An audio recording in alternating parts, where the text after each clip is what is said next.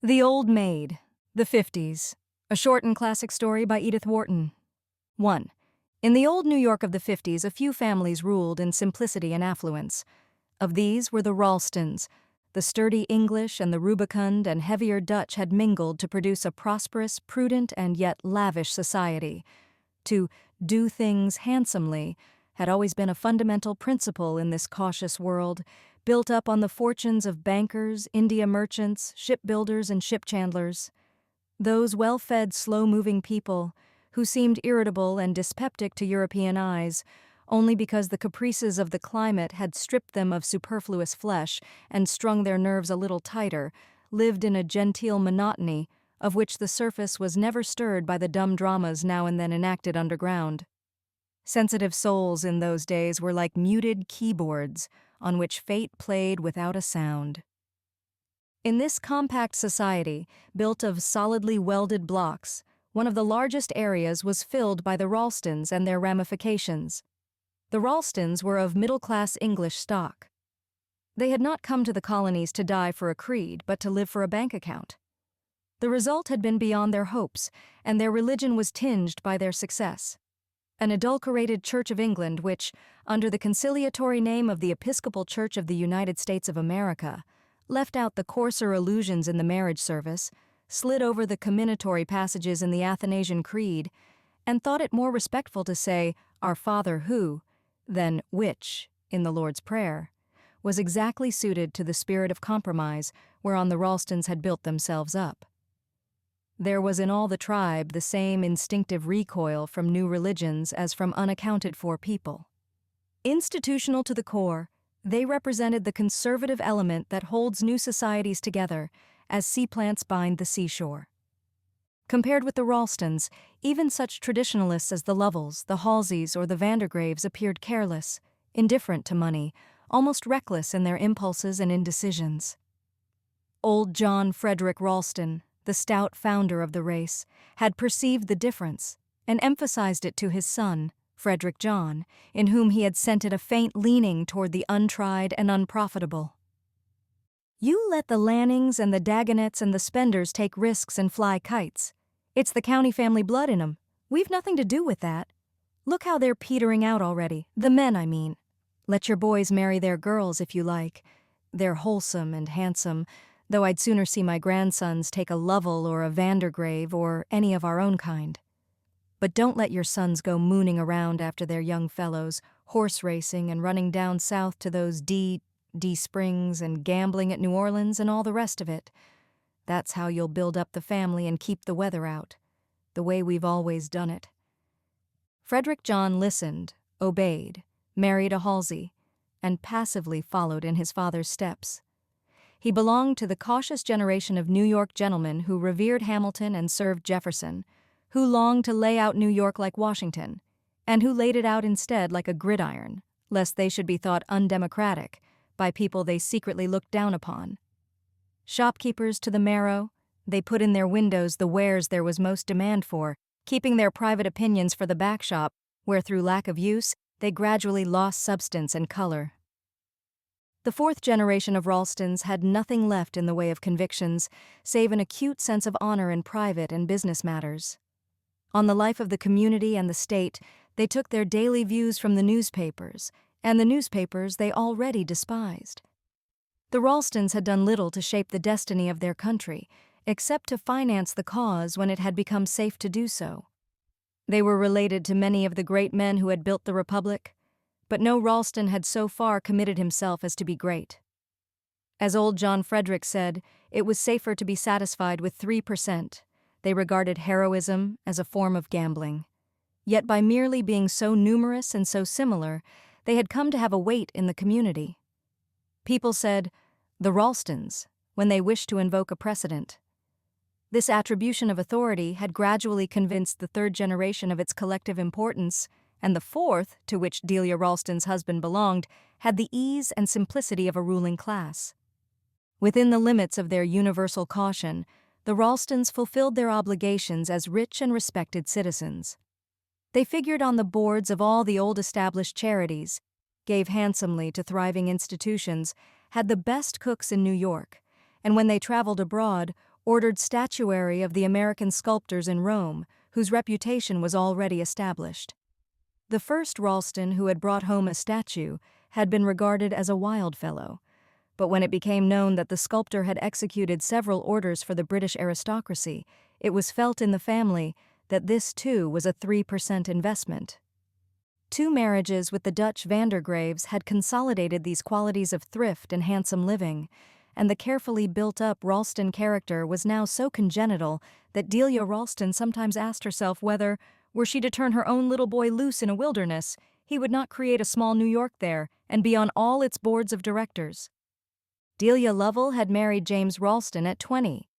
The marriage, which had taken place in the month of September, 1840, had been solemnized, as was then the custom, in the drawing-room of the bride's country home, at what is now the corner of Avenue A and 91st Street, overlooking the Sound. Thence her husband had driven her, in Grandmama Lovell's canary-colored coach with a fringed hammercloth, through spreading suburbs and untidy elm-shaded streets to one of the new houses in Gramercy Park, which the pioneers of the younger set were just beginning to effect. And there, at 25, she was established, the mother of 2 children, the possessor of a generous allowance of pin money, and by common consent, one of the handsomest and most popular young matrons, as they were called, of her day. She was thinking placidly and gratefully of these things as she sat one afternoon in her handsome bedroom in Gramercy Park. She was too near to the primitive Ralstons to have as clear a view of them as, for instance, the son in question might one day command. She lived under them as unthinkingly as one lives under the laws of one's country. Yet that tremor of the muted keyboard, that secret questioning which sometimes beat in her like wings, would now and then so divide her from them that for a fleeting moment she could survey them in their relation to other things. The moment was always fleeting. She dropped back from it quickly, breathless and a little pale, to her children, her housekeeping, her new dresses, and her kindly Jim. She thought of him today with a smile of tenderness, remembering how he had told her to spare no expense on her new bonnet. Though she was 25 and twice a mother, her image was still surprisingly fresh. The plumpness then thought seemly in a young wife stretched the gray silk across her bosom and caused her heavy gold watch chain, after it left the anchorage of the brooch of St. Peter's in mosaic that fastened her low-cut Cluny collar, to dangle perilously in the void above a tiny waist buckled into a velvet waistband. But the shoulders above sloped youthfully under her cashmere scarf, and every movement was as quick as a girl's.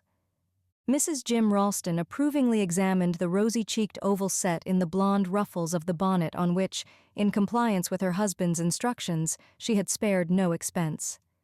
It was a cabriolet of white velvet tied with wide satin ribbons and plumed with a crystal-spangled marabout, a wedding bonnet ordered for the marriage of her cousin, Charlotte Lovell, which was to take place that week at St. Mark's in the Bowery. Charlotte was making a match exactly like Delia's own, marrying a Ralston of the Waverly Place branch, than which nothing could be safer, sounder, or more. Well, usual. Delia did not know why the word had occurred to her, for it could hardly be postulated, even of the young women of her own narrow clan, that they usually married Ralstons. But the soundness, safeness, suitability of the arrangement did make it typical of the kind of alliance which a nice girl in the nicest set would serenely and blushingly forecast for herself. Yes. And afterward? Well, what? And what did this new question mean? Afterward. Why, of course, there was the startled, puzzled surrender to the incomprehensible exigencies of the young man to whom one had at most yielded a rosy cheek in return for an engagement ring. There was the large double bed, the terror of seeing him shaving calmly the next morning in his shirt-sleeves through the dressing-room door, the evasions, insinuations, resigned smiles and Bible texts of one's mamma, the reminder of the phrase "to obey" in the glittering blur of the marriage service, a week or a month of flushed distress, confusion, embarrassed pleasure, then the growth of habit, the insidious lulling of the matter of course, the dreamless double slumbers in the big white bed, the early morning discussions and consultations through that dressing-room door, which had once seemed to open into a fiery pit scorching the brow of innocence. And then The babies. The babies who were supposed to make up for everything, and didn't, though they were such darlings, and one had no definite notion as to what it was that one had missed and that they were to make up for. Yes, Charlotte's fate would be just like hers. Joe Ralston was so like his second cousin Jim, Delia's James, that Delia could see no reason why life in the squat brick house in Waverly Place should not exactly resemble life in the tall brownstone house in Gramercy Park. Only Charlotte's bedroom would certainly not be as pretty as hers. She glanced complacently at the French wallpaper that reproduced a watered silk with a valanced border and tassels between the loops. The mahogany bedstead, covered with a white embroidered counterpane, was symmetrically reflected in the mirror of a wardrobe which matched it.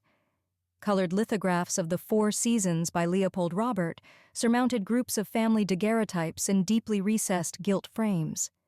The ormolu clock represented a shepherdess sitting on a fallen trunk, a basket of flowers at her feet. A shepherd, stealing up, surprised her with a kiss, while her little dog barked at him from a clump of roses. One knew the profession of the lovers by their crooks and the shape of their hats. This frivolous timepiece had been a wedding gift from Delia's aunt, Mrs. Manson Mingot, a dashing widow who lived in Paris and was received at the Tuileries. It had been entrusted by Mrs. Mingot to young Clement Spender, who had come back from Italy for a short holiday just after Delia's marriage. The marriage which might never have been, if Clem Spender could have supported a wife, or if he had consented to give up painting and roam for New York and the law. The young man, who looked already so odd and foreign and sarcastic, had laughingly assured the bride that her aunt's gift was the newest thing in the Palais Royal. And the family, who admired Mrs. Manson Mingot's taste, though they disapproved of her foreignness, had criticized Delia's putting the clock in her bedroom instead of displaying it on the drawing-room mantel. But she liked, when she woke in the morning, to see the bold shepherd stealing his kiss. Charlotte would certainly not have such a pretty clock in her bedroom, but then she had not been used to pretty things.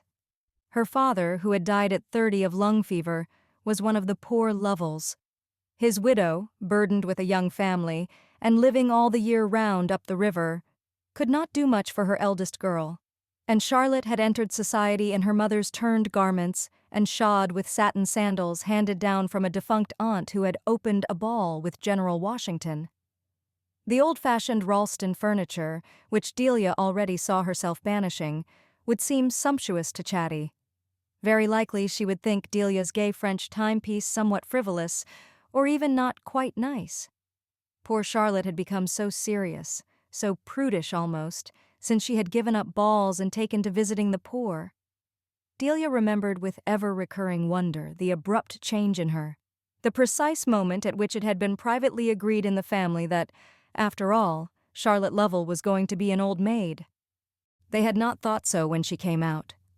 Though her mother could not afford to give her more than one new tarlatan dress, and though nearly everything in her appearance was regrettable, from the too bright red of her hair to the too pale brown of her eyes, not to mention the rounds of brick rose on her cheekbones, which almost, preposterous thought, made her look as if she painted, yet these defects were redeemed by a slim waist, a light foot, and a gay laugh, and when her hair was well oiled and brushed for an evening party, so that it looked almost brown, and lay smoothly along her delicate cheeks under a wreath of red and white camellias, several eligible young men, Joe Ralston among them, were known to have called her pretty.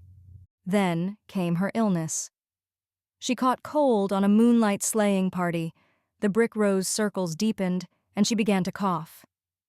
There was a report that she was going like her father, and she was hurried off to a remote village in Georgia, where she lived alone for a year with an old family governess. When she came back, everyone felt at once that there was a change in her. She was pale and thinner than ever, but with an exquisitely transparent cheek, darker eyes, and redder hair, and the oddness of her appearance was increased by plain dresses of Quakerish cut. She had left off trinkets and watch chains, always wore the same gray cloak and small close bonnet, and displayed a sudden zeal for visiting the indigent. The family explained that during her year in the South she had been shocked by the hopeless degradation of the poor whites and their children, and that this revelation of misery had made it impossible for her to return to the light-hearted life of her young friends. Everyone agreed, with significant glances, that this unnatural state of mind would pass off in time. And meanwhile, old Mrs. Lovell, Chatty's grandmother, who understood her perhaps better than the others, gave her a little money for her paupers, and lent her a room in the Lovell stables at the back of the old lady's Mercer Street house, where she gathered about her, in what would afterward have been called a day nursery, some of the destitute children of the neighborhood. There was even, among them, the baby girl whose origin had excited such intense curiosity 2 or 3 years earlier, when a veiled lady in a handsome cloak had brought it to the hovel of Cyrus Washington, the Negro handyman whose wife Jessamine took in Dr. Lanskull's washing. Dr. Lanskell, the chief medical practitioner of the day, was presumably versed in the secret history of every household from the Battery to Union Square. But, though beset by inquisitive patients, he had invariably declared himself unable to identify Jessamine's veiled lady or to hazard a guess as to the origin of the $100 bill pinned to the baby's bib.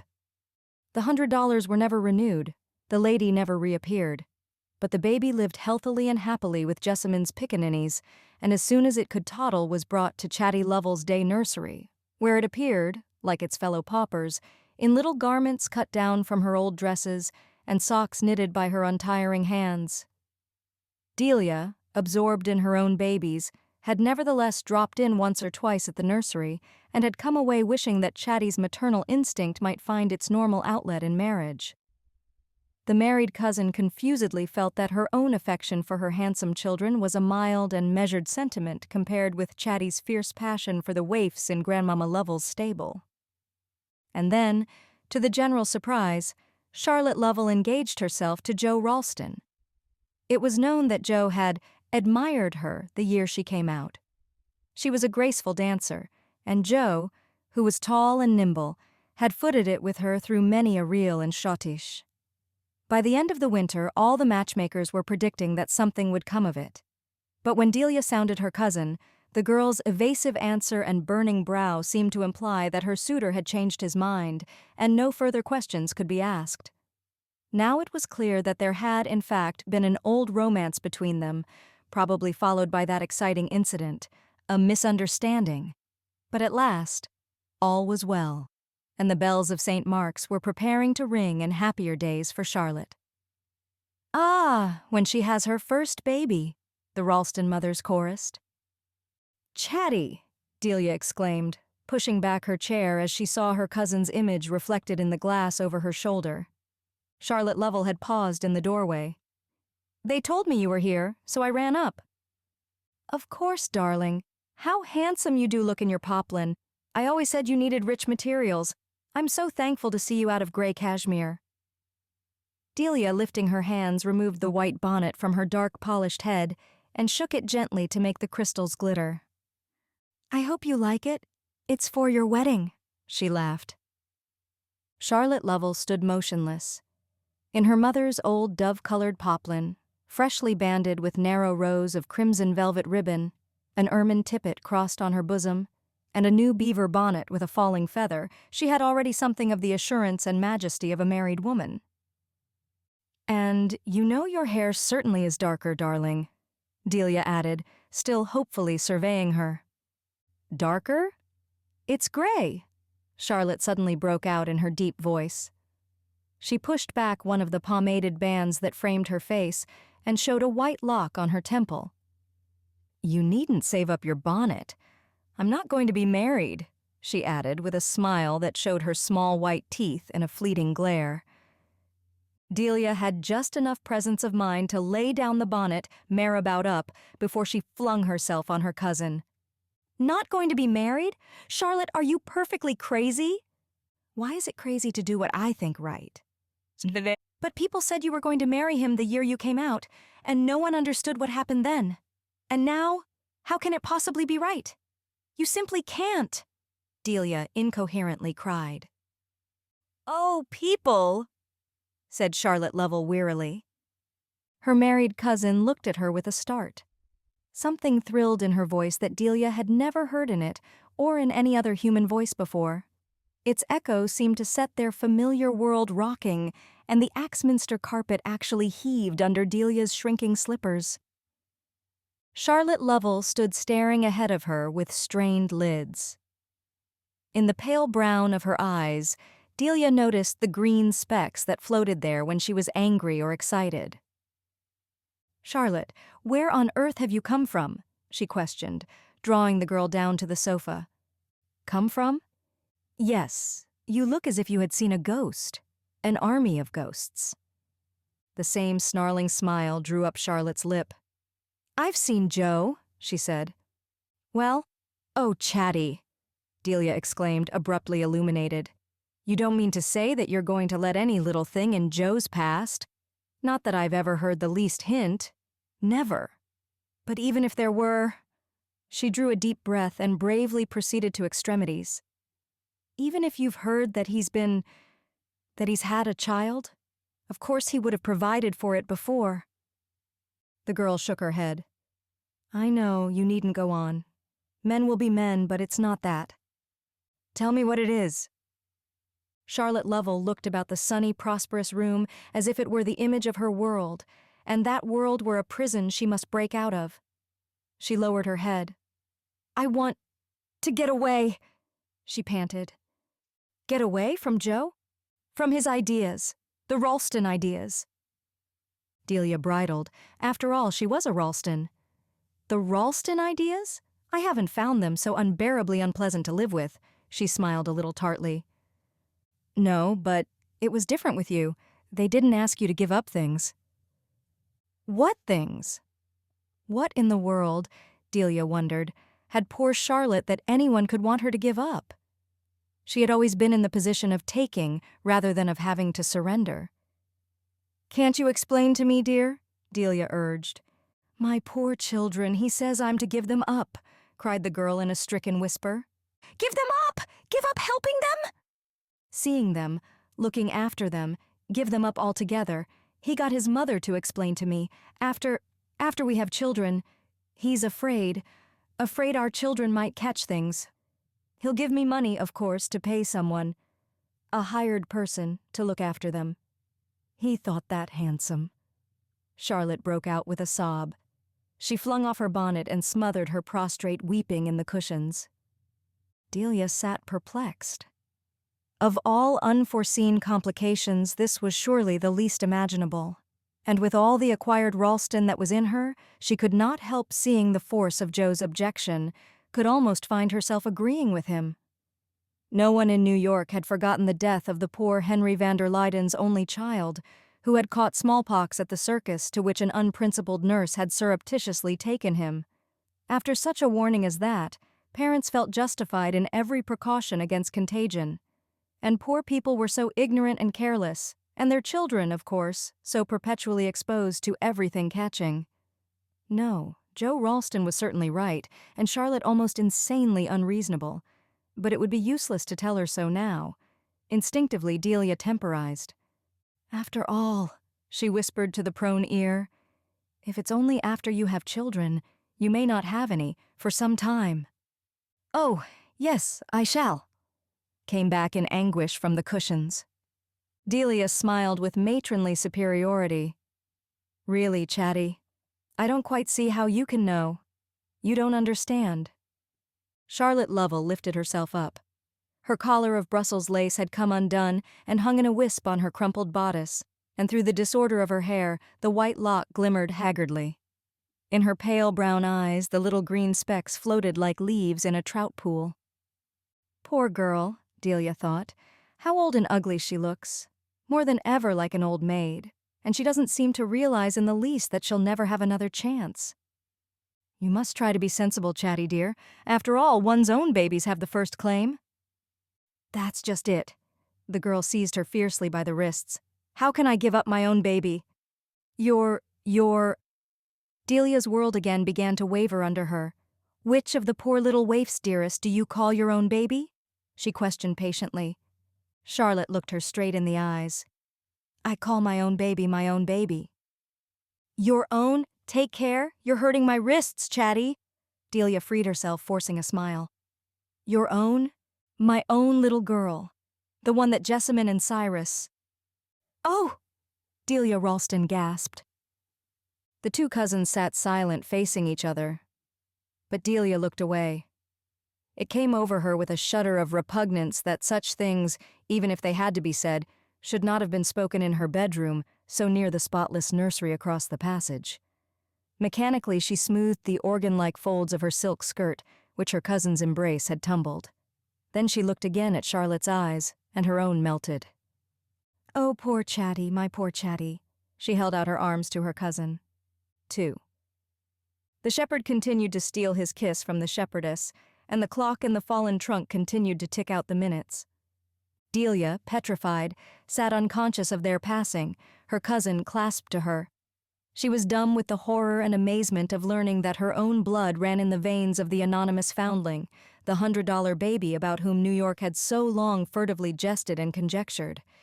It was her first contact with the nether side of the smooth social surface, and she sickened at the thought that such things were, and that she, Delia Ralston, should be hearing of them in her own house and from the lips of the victim. For Chatty, of course, was a victim, but whose? She had spoken no name, and Delia could put no question. The horror of it sealed her lips. Her mind had instantly raced back over Chatty's past, but she saw no masculine figure in it but Joe Ralston's, and to connect Joe with the episode was obviously unthinkable. Someone in the South, then? But no. Charlotte had been ill when she left. And in a flash, Delia understood the real nature of that illness and of the girl's disappearance. But from such speculations, too, her mind recoiled. And instinctively, she fastened on something she could still grasp: Joe Ralston's attitude about Chatty's paupers. Of course, Joe could not let his wife risk bringing contagion into their home. That was safe ground to dwell on. Her own Jim would have felt in the same way, and she would certainly have agreed with him. Her eyes traveled back to the clock.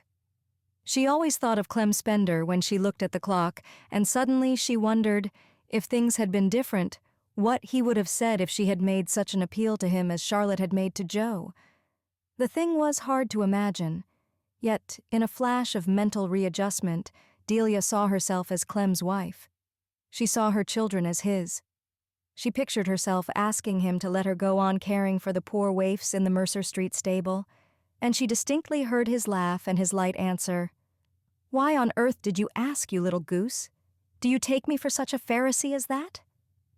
Yes, that was Clem Spender all over, tolerant, reckless, indifferent to consequences, always doing the kind thing at the moment, and too often leaving others to pay the score. "There's something cheap about Clem," Jim had once said in his heavy way. Delia Ralston roused herself and pressed her cousin closer. "Chatty, tell me," she whispered. "There's nothing more." "I mean, about yourself, this—" Clem Spender's voice was still in her ears. "You loved someone," she breathed. "Yes, that's over. Now it's only the child. And I could love Joe. In another way." Chatty Lovell straightened herself, wan and frowning. "I need the money. I must have it for my baby, or else they'll send it to an institution." She paused. "But that's not all. I want to marry. To be a wife, like all of you. I should have loved Joe's children, our children. Life doesn't stop." "No, I suppose not, but you speak as if, the person who took advantage of you." "No one took advantage of me. I was lonely and unhappy. I met someone who was lonely and unhappy. People don't all have your luck. We were both too poor to marry each other, and Mother would never have consented. And so one day before he said goodbye." "He said goodbye?" "Yes. He was going to leave the country." "He left the country, knowing?" "How was he to know? He doesn't live here. He'd just come back to see his family, for a few weeks." She broke off, her thin lips pressed together upon her secret. There was a silence. Blindly, Delia stared at the bold shepherd. "Come back from where?" she asked at length in a low tone. "Oh, what does it matter? You wouldn't understand," Charlotte broke off, in the very words her married cousin had compassionately addressed to her virginity. A slow blush rose to Delia's cheek. She felt oddly humiliated by the rebuke conveyed in that contemptuous retort. She seemed to herself shy, ineffectual, as incapable as an ignorant girl of dealing with the abominations that Charlotte was thrusting on her. But suddenly some fierce feminine intuition struggled and woke in her. She forced her eyes upon her cousins. "You won't tell me who it was?" "What's the use? I haven't told anybody." "Then why have you come to me?" Charlotte's stony face broke up in weeping. "It's for my baby. My baby." Delia did not heed her. "How can I help you if I don't know?" she insisted in a harsh, dry voice. Her heartbeats were so violent that they seemed to send up throttling hands to her throat. Charlotte made no answer. "Come back from where?" Delia doggedly repeated. And at that, with a long wail, the girl flung her hands up, screening her eyes. "He always thought you'd wait for him," she sobbed out. "And then, when he found you hadn't, and that you were marrying Jim, he heard it just as he was sailing. He didn't know it till Mrs. Mingott asked him to bring the clock back for your wedding." "Stop, stop!" Delia cried, springing to her feet. She had provoked the avowal, and now that it had come, she felt that it had been gratuitously and indecently thrust upon her. Was this New York, her safe, friendly, hypocritical New York? Was this James Ralston's house, and this his wife, listening to such revelations of dishonor? Charlotte Lovell stood up in her turn. I knew it. You think worse of my baby now instead of better. Oh, why did you make me tell you? I knew you'd never understand. I'd always cared for him, ever since I came out. That was why I wouldn't marry anyone else. But I knew there was no hope for me. He never looked at anybody but you. And then, when he came back 4 years ago and there was no you for him anymore, he began to notice me, to be kind, to talk to me about his life and his painting." She drew a deep breath and her voice cleared. "That's over, all over. It's as if I couldn't either hate him or love him. There's only the child now, my child. He doesn't even know of it. Why should he? It's none of his business, it's nobody's business but mine. But surely you must see that I can't give up my baby." Delia Ralston stood speechless, looking away from her cousin in a growing horror. She had lost all sense of reality, all feeling of safety and self-reliance. Her impulse was to close her ears to the other's appeal as a child buries its head from midnight terrors. At last she drew herself up and spoke with dry lips. "But what do you mean to do? Why have you come to me? Why have you told me all this?" "Because he loved you," Charlotte Lovell stammered out, and the two women stood and faced each other. Slowly the tears rose to Delia's eyes and rolled down her cheeks, moistening her parched lips. Through the tears she saw her cousin's haggard countenance waver and droop like a drowning face under water. Things half-guessed, obscurely felt, surged up from unsuspected depths in her. It was almost as if, for a moment, this other woman were telling her of her own secret past, putting into crude words all the trembling silences of her own heart. The worst of it was, as Charlotte said, that they must act now. There was not a day to lose. Chatty was right. It was impossible that she should marry Joe if to do so meant giving up the child. But in any case, how could she marry him without telling him the truth? And was it conceivable that after hearing it he should not repudiate her? All these questions spun agonizingly through Delia's brain, and through them glimmered the persistent vision of the child. Clem Spender's child, growing up on charity in a Negro hovel, or herded in one of the plague houses they called asylums. No, the child came first. She felt it in every fiber of her body. But what should she do? Of whom take counsel? How advise the wretched creature who had come to her in Clement's name? Delia glanced about her desperately, and then turned back to her cousin. "You must give me time. I must think. You ought not to marry him, and yet all the arrangements are made, and the wedding presents. There would be a scandal. It would kill Granny Lovell." Charlotte answered in a low voice, "There is no time. I must decide now." Delia pressed her hands against her breast. "I tell you I must think. I wish you would go home. Or no, stay here. Your mother mustn't see your eyes. Jim's not coming home till late. You can wait in this room till I come back." She had opened the wardrobe and was reaching up for a plain bonnet and heavy veil. "Stay here? But where are you going?" "I don't know, I want to walk. To get the air, I think I want to be alone." Feverishly, Delia unfolded her paisley shawl, tied on bonnet and veil, thrust her mittened hands into her muff. Charlotte, without moving, stared at her dumbly from the sofa. "You'll wait," Delia insisted, on the threshold. "Yes, I'll wait." Delia shut the door and hurried down the stairs.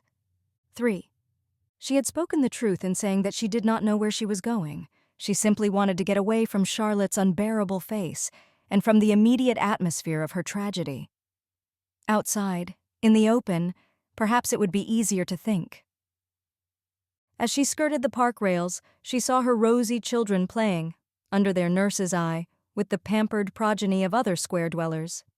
The little girl had on her new plaid velvet bonnet and white tippet, and the boy his Highland cap and broadcloth spencer. How happy and jolly they looked.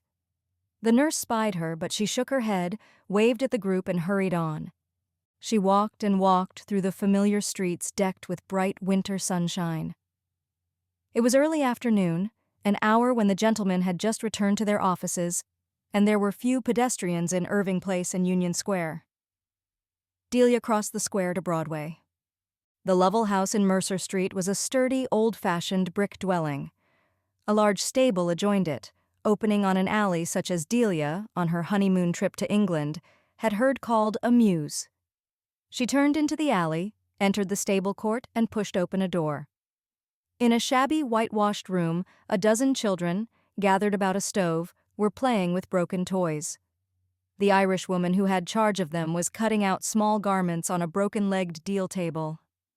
She raised a friendly face, recognizing Delia as the lady who had once or twice been to see the children with Miss Charlotte. Delia paused, embarrassed. I came to ask if you need any new toys," she stammered.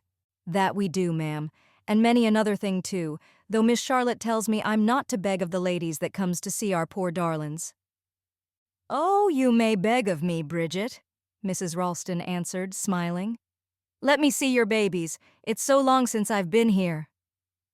The children had stopped playing and, huddled against their nurse, gazed up open-mouthed at the rich, rustling lady. One little girl with pale brown eyes and scarlet cheeks was dressed in a plaid alpaca frock trimmed with imitation coral buttons that Delia remembered. Those buttons had been on Charlotte's best dress the year she came out. Delia stopped and took up the child. Its curly hair was brown, the exact color of the eyes, thank heaven.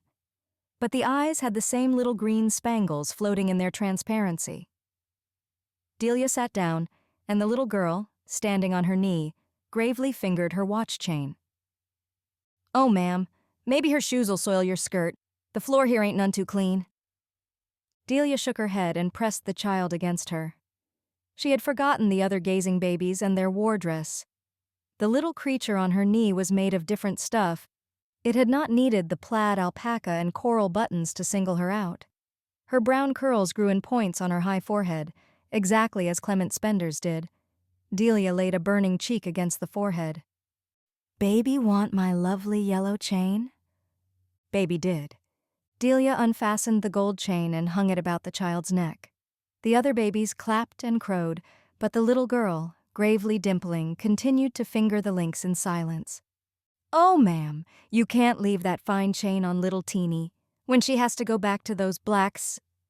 "What is her name?" "Tina, they call her, I believe. It don't seem a Christian name, Harley." Delia was silent. "What I say is, her cheeks is too red, and she coughs too easy, always one cold and another. Here, Teeny, leave the lady go." Delia stood up, loosening the tender arms. "She doesn't want to leave go of you, ma'am. Miss Chatty ain't been in today, and the little thing's kinder lonesome without her. She don't play like the other children somehow. Teeny, you look at that lovely chain you've got. There now." "Goodbye, Clementina," Delia whispered below her breath.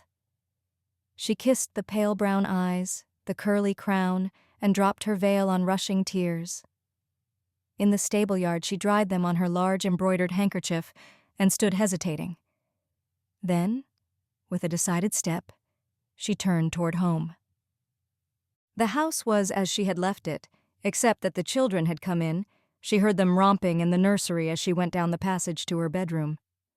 Charlotte Lovell was seated on the sofa, upright and rigid, as Delia had left her. Chatty, I've thought it out. Listen, whatever happens, the baby shan't stay with those people. I mean to keep her. Charlotte stood up, tall and white. The eyes in her thin face had grown so dark that they seemed like spectral hollows in a skull. She opened her lips to speak, and then, snatching at her handkerchief, pressed it to her mouth and sank down again. A red trickle dripped through the handkerchief onto her poplin skirt. Charlotte! Charlotte! Delia screamed, on her knees beside her cousin. Charlotte's head slid back against the cushions and the trickle ceased. She closed her eyes and Delia, seizing a vinaigrette from the dressing table, held it to her pinched nostrils. The room was filled with an acrid aromatic scent. Charlotte's lids lifted. Don't be frightened. I still spit blood sometimes, not often. My lung is nearly healed. But it's the terror— No, there's to be no more terror. I tell you, I've thought it all out. Jim is going to let me take the baby. The girl raised herself haggardly. Jim? Have you told him? Is that where you've been? No, darling. I've only been to see the baby. Oh, Charlotte moaned, leaning back again. Delia took her own handkerchief and wiped away the tears that were raining down her cousin's cheeks. You mustn't cry, Chatty. You must be brave. Your little girl and his— How could you think? But you must give me time. I must manage it in my own way. Only trust me. Charlotte's lips stirred faintly. The tears. Don't dry them, Delia. I like to feel them. The two cousins continued to lean against each other without speaking. The ormolu clock ticked out the measure of their mute communion in minutes, quarters, a half hour, then an hour. The day declined and darkened. The shadows lengthened across the garlands of the Axminster and the broad white bed. There was a knock. The children's waiting to say their grace before supper, ma'am. Yes, Eliza. Let them say it to you. I'll come later. As the nurse's steps receded, Charlotte Lovell disengaged herself from Delia's embrace. Now I can go, she said. You're not too weak, dear? I can send for a coach to take you home. No, it would frighten Mother, and I shall like walking now in the darkness. Sometimes the world used to seem all one awful glare to me. There were days when I thought the sun would never set, and then there was the moon at night. She laid her hands on her cousin's shoulders. Now it's different. By and by I shan't hate the light. The two women kissed each other and Delia whispered, Tomorrow. 4. The Ralstons gave up old customs reluctantly, but once they had adopted a new one, they found it impossible to understand why everyone else did not immediately do likewise. When Delia, who came of the laxer Lovells, and was naturally inclined to novelty, had first proposed to her husband to dine at 6 o'clock instead of 2, his malleable young face had become as relentless as that of the old original Ralston in his grim colonial portrait. But after a 2 days' resistance, he had come round to his wife's view, and now smiled contemptuously at the obstinacy of those who clung to a heavy midday meal and high tea. There's nothing I hate like narrow-mindedness. Let people eat when they like, for all I care. It's their narrow-mindedness that I can't stand. Delia was thinking of this as she sat in the drawing room, her mother would have called it the parlor, waiting for her husband's return. She had just had time to smooth her glossy braids and slip on the black and white striped moire with cherry pipings, which was his favorite dress. The drawing room, with its Nottingham lace curtains looped back under florid gilt cornices, its marble center table on a carved rosewood foot, and its old-fashioned mahogany armchairs covered with one of the new French silk damasks in a tart shade of apple green, was one for any young wife to be proud of. The rosewood whatnots on each side of the folding doors that led into the dining room were adorned with tropical shells, feldspar vases, an alabaster model of the Leaning Tower of Pisa, a pair of obelisks made of scraps of porphyry and serpentine picked up by the young couple in the Roman Forum, a bust of Clytie in chalk-white biscuit de Sèvres, and 4 old-fashioned figures of the seasons in Chelsea ware that had to be left among the newer ornaments because they had belonged to great-grandmama Ralston. On the walls hung large, dark steel engravings of Cole's Voyage of Life, and between the windows stood the life-size statue of a captive maiden executed for Jim Ralston's father by the celebrated Harriet Hosmer, immortalized in Hawthorne's novel of the Marble Faun. On the table lay handsomely tooled copies of Turner's Rivers of France, Drake's Culprit Fay, Crabbe's Tales, and the Book of Beauty containing portraits of the British peeresses who had participated in the Earl of Eglinton's tournament. As Delia sat there, before the hard coal fire and its arched opening of black marble, her citron-wood work table at her side, and one of the new French lamps shedding a pleasant light on the center table from under a crystal-fringed shade, she asked herself how she could have passed in such a short time, so completely out of her usual circle of impressions and convictions, so much farther than ever before beyond the Ralston horizon. Here it was, closing in on her again, as if the very plaster ornaments of the ceiling, the forms of the furniture, the cut of her dress, had been built out of Ralston prejudices and turned to adamant by the touch of Ralston hands. She must have been mad, she thought, to have committed herself so far to Charlotte. Yet, turn about as she would in the ever-tightening circle of the problem, she could still find no other issue. Somehow it lay with her to save Clem Spender's baby. She heard the sound of the latchkey, her heart had never beat so high at it, and the putting down of a tall hat on the hall console. Or of 2 tall hats, was it? The drawing-room door opened, and 2 high-stocked and ample-coated young men came in. 2 Jim Ralstons, so to speak. Delia had never before noticed how much her husband and his cousin Joe were alike. It made her feel how justified she was in always thinking of the Ralstons collectively. She would not have been young and tender, and a happy wife, if she had not thought Joe but an indifferent copy of her Jim. Yet, allowing for defects in the reproduction, there remained a striking likeness between the 2 tall, athletic figures, the short, sanguine faces with straight noses, straight whiskers, straight brows, candid blue eyes, and sweet, selfish smiles. Only, at the present moment, Joe looked like Jim with a toothache. "Look here, my dear. Here's a young man who's asked to take potluck with us." Jim smiled, with the confidence of a well-nourished husband who knows that he can always bring a friend home.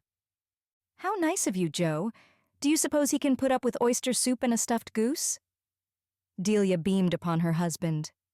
"I knew it! I told you so, my dear chap. He said you wouldn't like it, that you'd be fussed about the dinner. Wait till you're married, Joseph Ralston." Jim brought down a genial paw on his cousin's bottle-green shoulder, and Joe grimaced as if the tooth had stabbed him. "It's excessively kind of you, Cousin Delia, to take me in this evening. The fact is—" "Dinner first, my boy, if you don't mind. A bottle of Burgundy will brush away the blue devils. Your arm to your cousin, please. I'll just go and see that the wine is brought up." Oyster soup, broiled bass, stuffed goose, apple fritters and green peppers, followed by one of Grandmama Ralston's famous caramel custards. Through all her mental anguish, Delia was faintly aware of a secret pride in her achievement. Certainly it would serve to confirm the rumor that Jim Ralston could always bring a friend home to dine without notice. The Ralston and Lovell wines rounded off the effect, and even Joe's drawn face had mellowed by the time the Lovell Madeira started westward. Delia marked the change when the 2 young men rejoined her in the drawing-room. "And now, my dear fellow, you'd better tell her the whole story," Jim counseled, pushing an armchair toward his cousin. The young woman, bent above her woolwork, listened with lowered lids and flushed cheeks. As a married woman, as a mother, Joe hoped she would think him justified in speaking to her frankly. He had her husband's authority to do so. "Oh, go ahead," chafed the exuberant after-dinner Jim from the hearthrug. Delia listened, considered, let the bridegroom flounder on through his embarrassed exposition. Her needle hung like a sword of Damocles above the canvas. She saw at once that Joe depended on her trying to win Charlotte over to his way of thinking. But he was very much in love. At a word from Delia, she understood that he would yield, and Charlotte gain her point, save the child, and marry him. How easy it was, after all. A friendly welcome, a good dinner, a ripe wine, and the memory of Charlotte's eyes, so much the more expressive for all that they had looked upon. A secret envy stabbed the wife who had lacked this last enlightenment. How easy it was. And yet it must not be. Whatever happened, she could not let Charlotte Lovell marry Joe Ralston. All the traditions of honor and probity in which she had been brought up forbade her to connive at such a plan. She could conceive, had already conceived, of high-handed measures, swift and adroit defiances of precedent, subtle revolts against the heartlessness of the social routine. But a lie she could never connive at.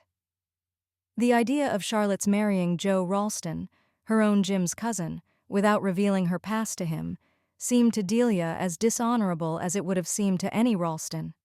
And to tell him the truth would at once put an end to the marriage. Of that even Chatty was aware. Social tolerance was not dealt in the same measure to men and to women, and neither Delia nor Charlotte had ever wondered why. Like all the young women of their class, they simply bowed to the ineluctable. No, there was no escape from the dilemma. As clearly as it was Delia's duty to save Clem Spender's child, so clearly also she seemed destined to sacrifice his mistress. As the thought pressed on her, she remembered Charlotte's wistful cry, "I want to be married like all of you," and her heart tightened. But yet it must not be. "I make every allowance," Joe was droning on, "for my sweet girl's ignorance and inexperience, for her lovely purity. How could a man wish his future wife to be otherwise? You're with me, Jim? And Delia? I've told her, you understand, that she shall always have a special sum set apart for her poor children. In addition to her pin money, on that she may absolutely count. God, I'm willing to draw up a deed, a settlement before a lawyer, if she says so. I appreciate her generosity. But I ask you, Delia, as a mother, mind you now, I want your frank opinion. If you think I can stretch a point, can let her go on giving her personal care to these children until... A flush of pride suffused the potential father's brow.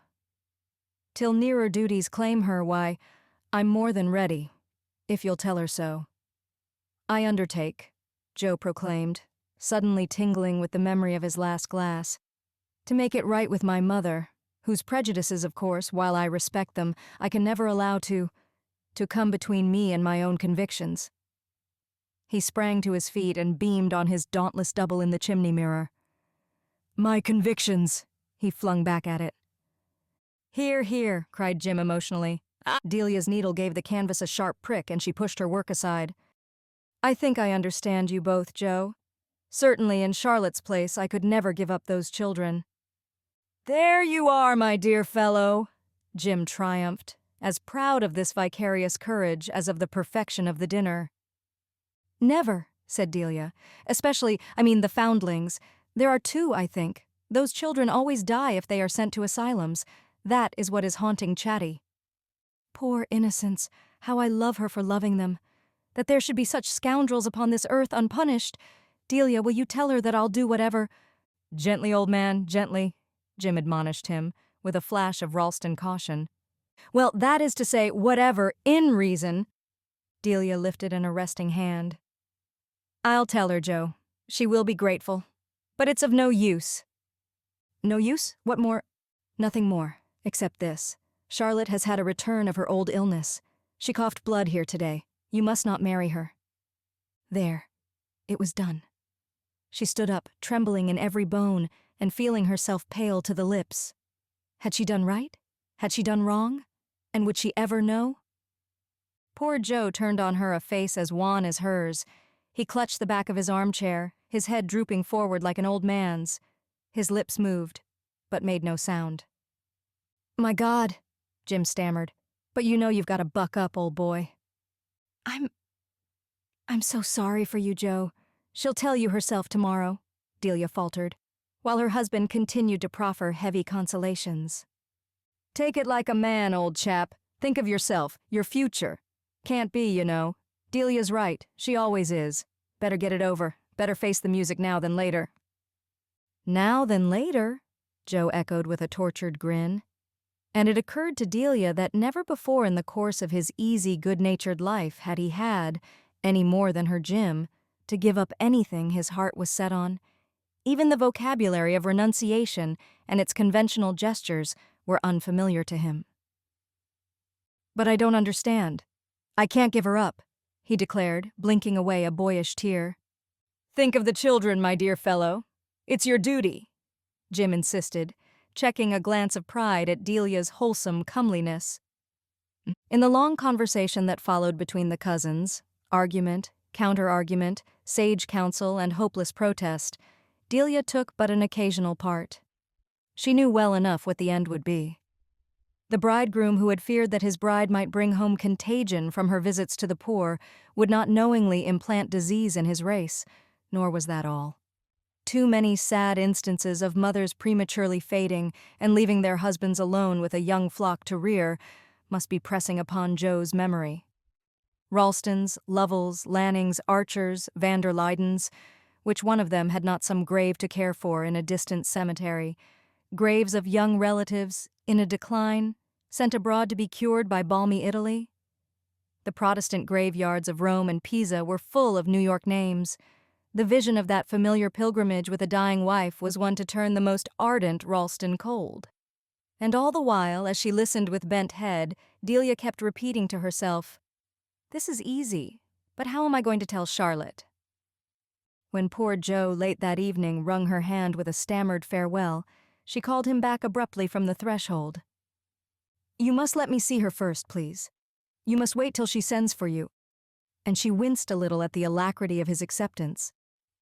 But no amount of rhetorical bolstering up could make it easy for a young man to face what lay ahead of Joe, and her final glance at him was one of compassion.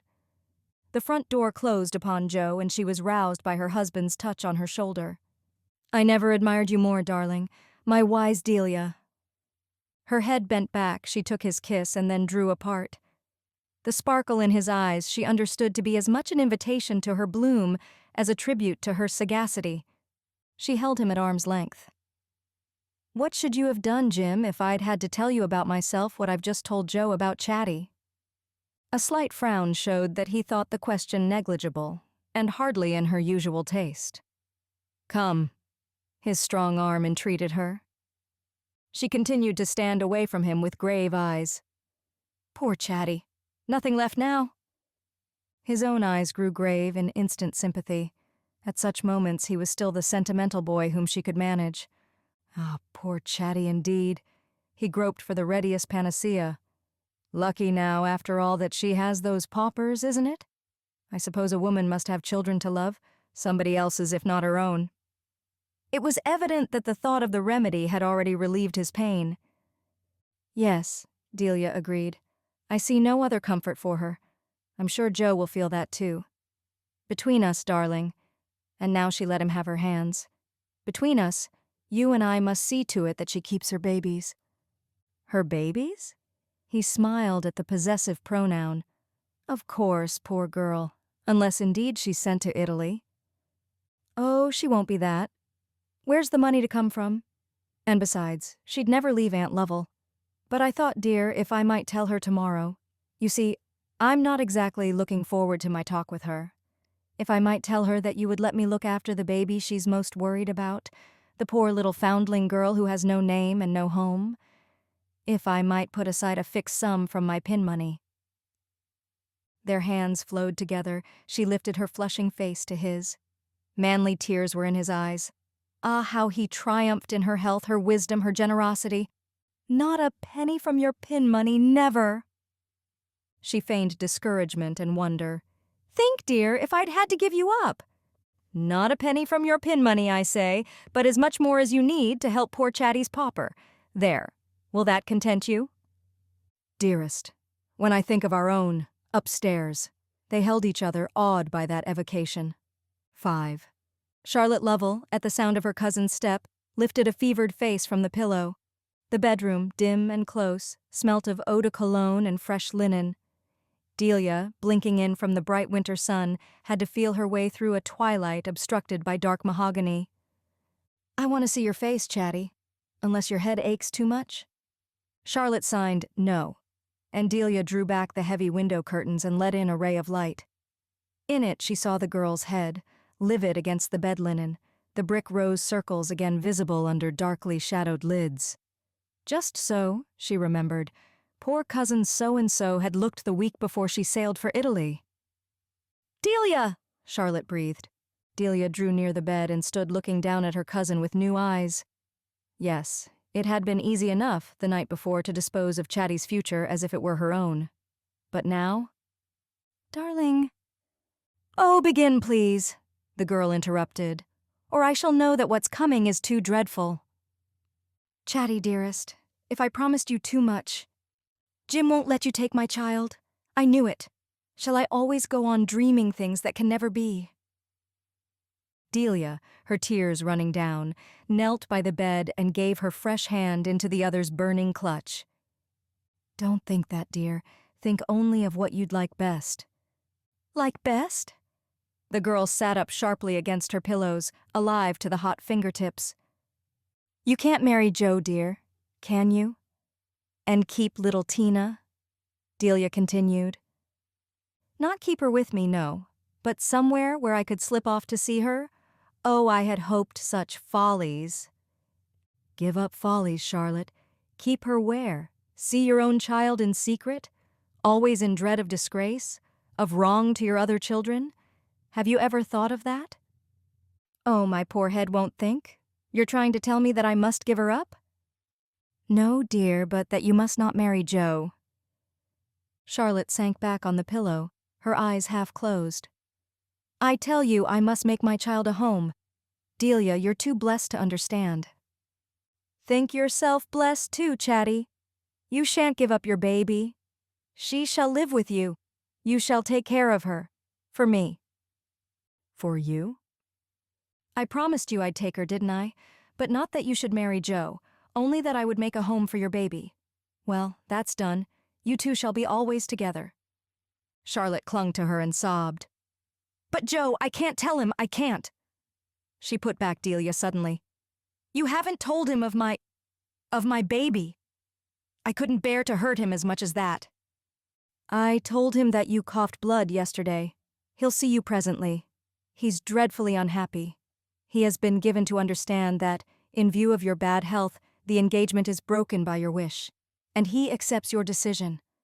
But if he weakens, or if you weaken, I can do nothing for you or for little Tina. For heaven's sake, remember that."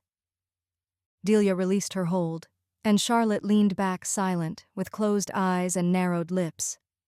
Almost like a corpse, she lay there. On a chair near the bed hung the poplin with red velvet ribbons which had been made over in honor of her betrothal. A pair of new slippers of bronze kid peeped from beneath it. Poor Chatty. She had hardly had time to be pretty. Delia sat by the bed motionless, her eyes on her cousin's closed face. They followed the course of a tear that forced a way between Charlotte's tight lids, hung on the lashes, glittered slowly down the cheeks. As the tear reached the narrowed lips, they spoke. "Shall I live with her somewhere, do you mean? Just she and I together?" "Just you and she. In a little house?" "In a little house." "You're sure, Delia?" "Sure, my dearest."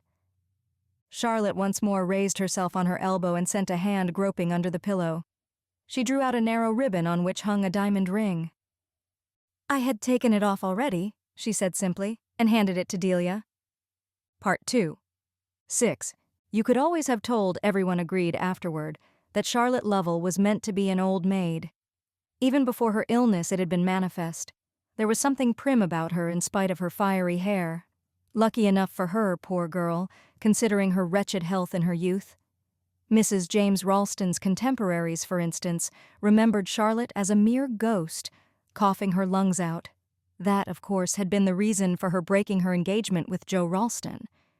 True, she had recovered very rapidly in spite of the peculiar treatment she was given. The Lovells, as everyone knew, couldn't afford to send her to Italy. The previous experiment in Georgia had been unsuccessful, and so she was packed off to a farmhouse on the Hudson, a little place on the James Ralston's property, where she lived for 5 or 6 years with an Irish servant woman and a foundling baby. The story of the foundling was another queer episode in Charlotte's history. From the time of her first illness, when she was only 22 or 3, she had developed an almost morbid tenderness for children, especially for the children of the poor. It was said, Dr. Lanskull was understood to have said, that the baffled instinct of motherhood was peculiarly intense in cases where lung disease prevented marriage. And so, when it was decided that Chatty must break her engagement to Joe Ralston and go to live in the country, the doctor had told her family that the only hope of saving her lay in not separating her entirely from her pauper children, but in letting her choose one of them, the youngest and most pitiable, and devote herself to its care. So the James Ralstons had lent her their little farmhouse, and Mrs. Jim, with her extraordinary gift of taking things in at a glance, had at once arranged everything, and even pledged herself to look after the baby if Charlotte died. Charlotte did not die. She lived to grow robust and middle-aged, energetic and even tyrannical. And as the transformation in her character took place, she became more and more like the typical old maid, precise, methodical, absorbed in trifles, and attaching an exaggerated importance to the smallest social and domestic observances. Such was her reputation as a vigilant housewife that, when poor Jim Ralston was killed by a fall from his horse, and left Delia, still young, with a boy and girl to bring up, it seemed perfectly natural that the heartbroken widow should take her cousin to live with her and share her task. But Delia Ralston never did things quite like other people. When she took Charlotte's foundling too, a dark-haired child with pale brown eyes and the odd, incisive manner of children who have lived too much with their elders. The little girl was called Tina Lovell. It was vaguely supposed that Charlotte had adopted her. She grew up on terms of affectionate equality with her young Ralston cousins, and almost as much so, it might be said, with the two women who mothered her. But, impelled by an instinct of imitation which no one took the trouble to correct, she always called Delia Ralston Mama and Charlotte Lovell Aunt Chatty. She was a brilliant and engaging creature, and people marveled at poor Chatty's luck in having chosen so interesting a specimen among her foundlings, for she was by this time supposed to have had a whole asylum full to choose from.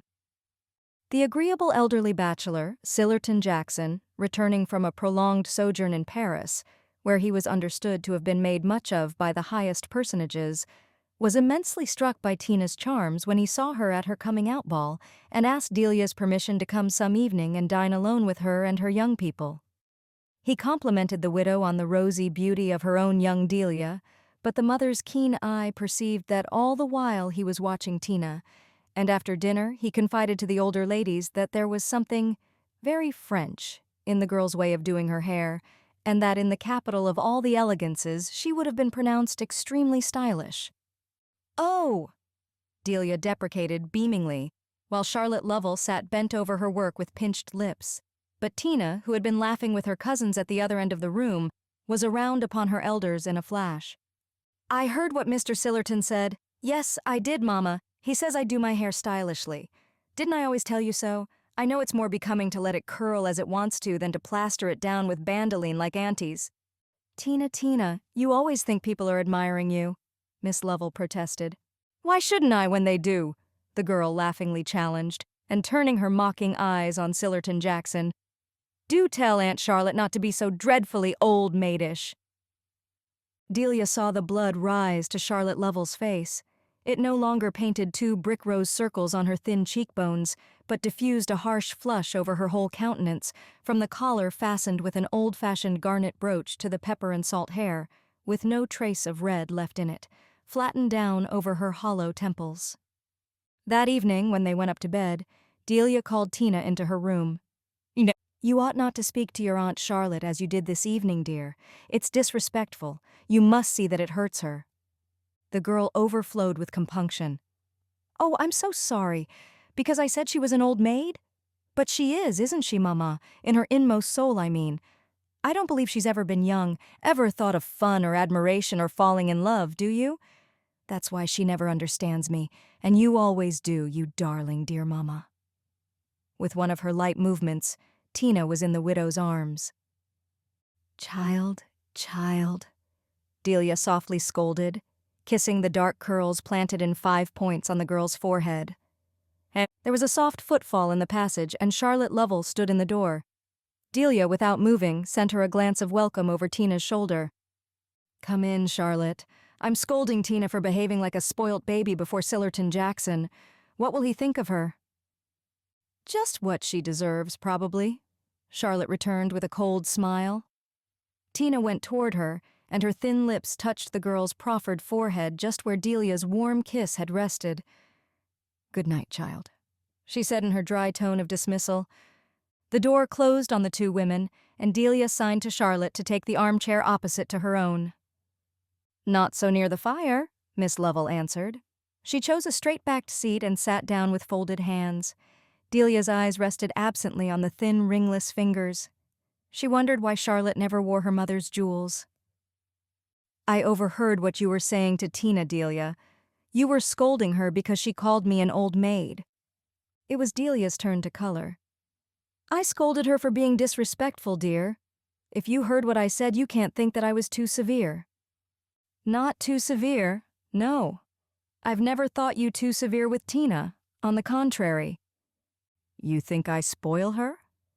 "Sometimes." Delia felt an unreasoning resentment. "What was it I said that you object to?" Charlotte returned her glance steadily. "I would rather she thought me an old maid than—" "Oh," Delia murmured.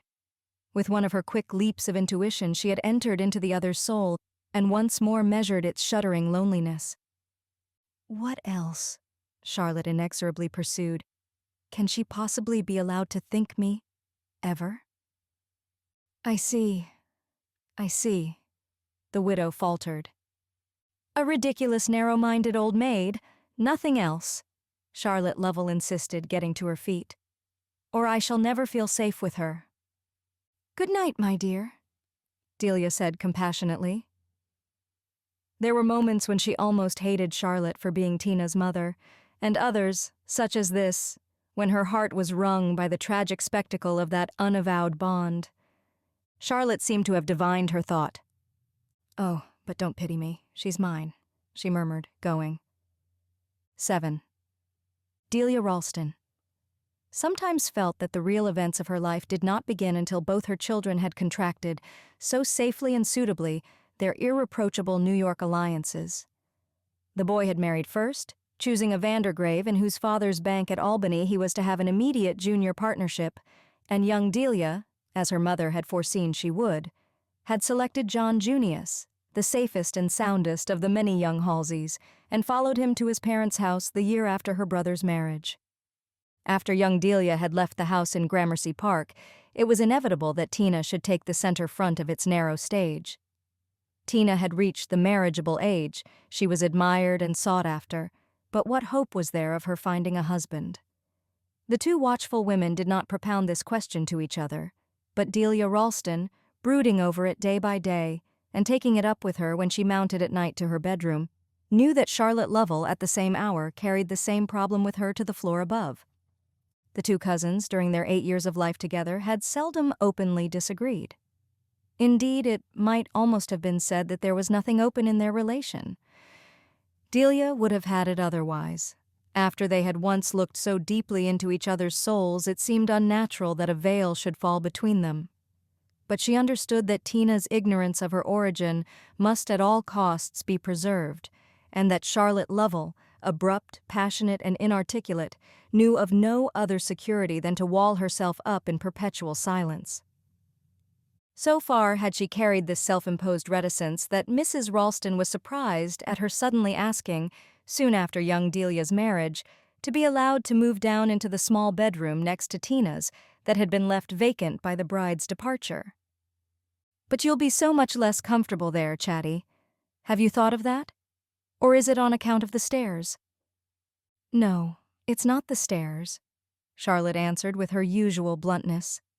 How could she avail herself of the pretext Delia offered her, when Delia knew that she still ran up and down the 3 flights like a girl?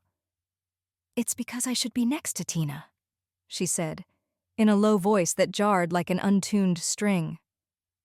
"Oh, very well, as you please."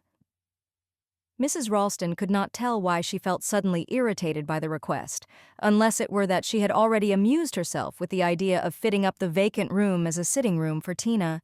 She had meant to do it in pink and pale green like an opening flower. "Of course, if there is any reason," Charlotte suggested, as if reading her thought.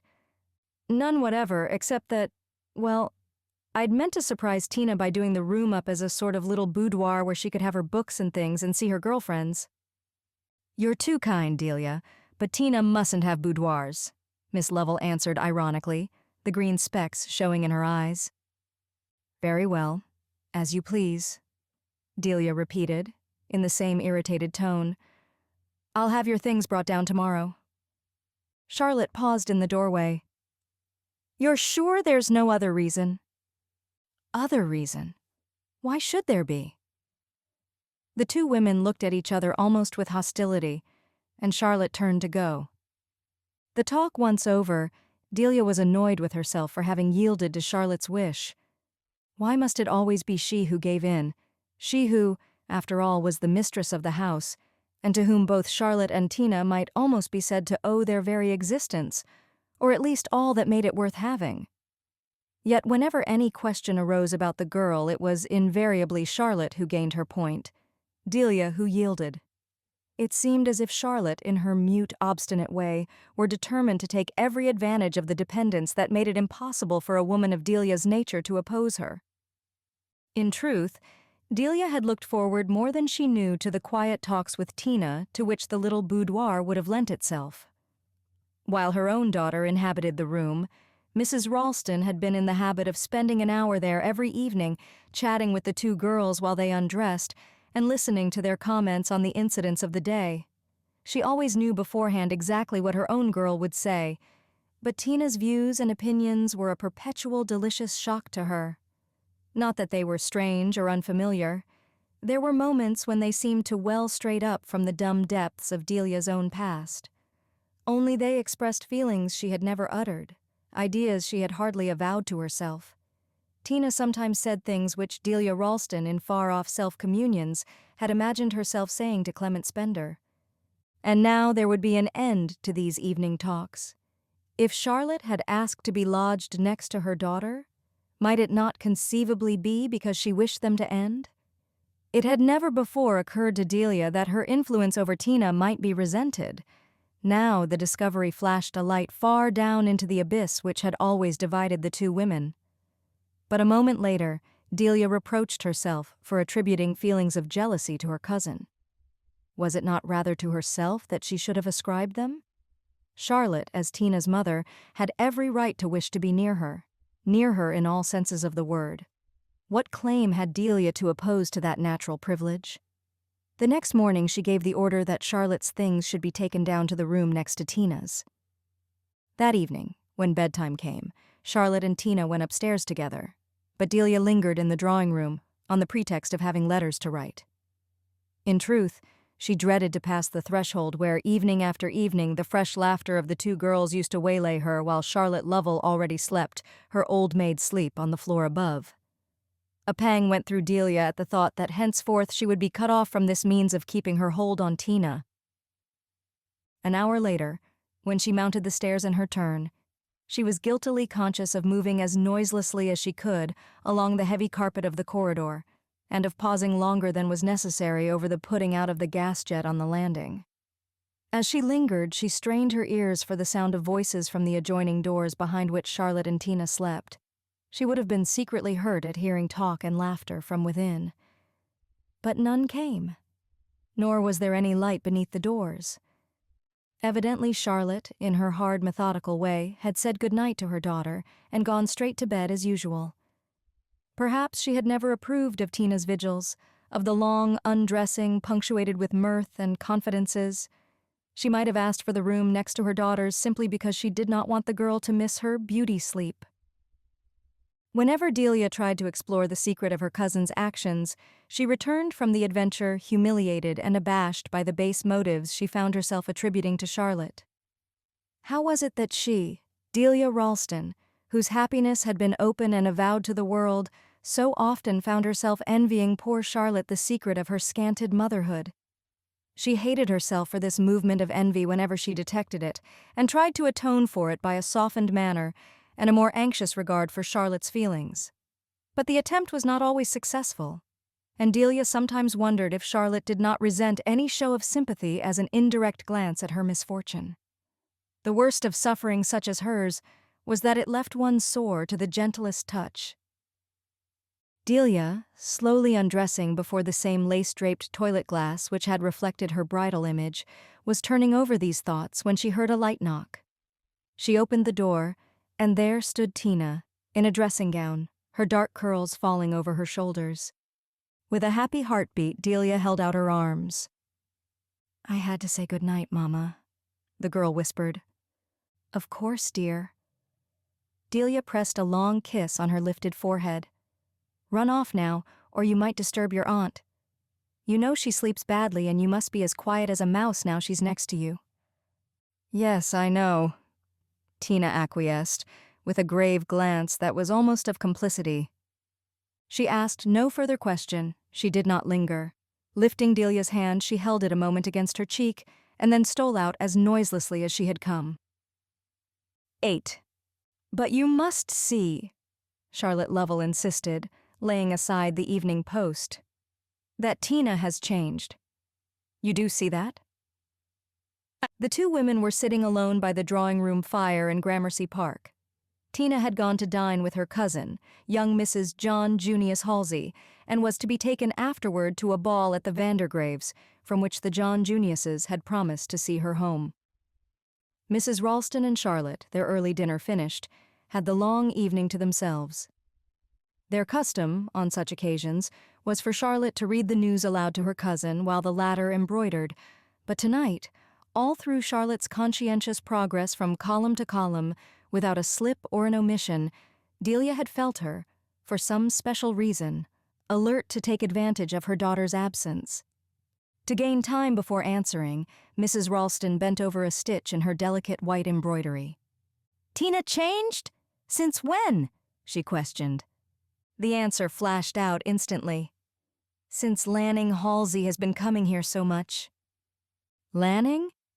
I used to think he came for Delia," Mrs. Ralston mused, speaking at random to gain still more time. "It's natural you should suppose that everyone came for Delia," Charlotte rejoined dryly. "But as Lanning continues to seek every chance of being with Tina—" Mrs. Ralston raised her head and stole a swift glance at her cousin. She had, in truth, noticed that Tina had changed, as a flower changes at the mysterious moment when the unopened petals flush from within. The girl had grown handsomer, shyer, more silent, at times more irrelevantly gay. But Delia had not associated these variations of mood with the presence of Lanning Halsey, one of the numerous youths who had haunted the house before young Delia's marriage. There had, indeed, been a moment when Mrs. Ralston's eye had been fixed, with a certain apprehension, on the handsome Lanning. Among all the sturdy and stolid Halsey cousins, he was the only one to whom a prudent mother might have hesitated to entrust her daughter. It would have been hard to say why, except that he was handsomer and more conversable than the rest, chronically unpunctual, and totally unperturbed by the fact. Clem Spender had been like that, and what if young Delia? But young Delia's mother was speedily reassured. The girl, herself arch and appetizing, took no interest in the corresponding graces, except when backed by more solid qualities. A Ralston to the core, she demanded the Ralston virtues, and chose the Halsey most worthy of a Ralston bride. Mrs. Ralston felt that Charlotte was waiting for her to speak. "It will be hard to get used to the idea of Tina's marrying," she said gently.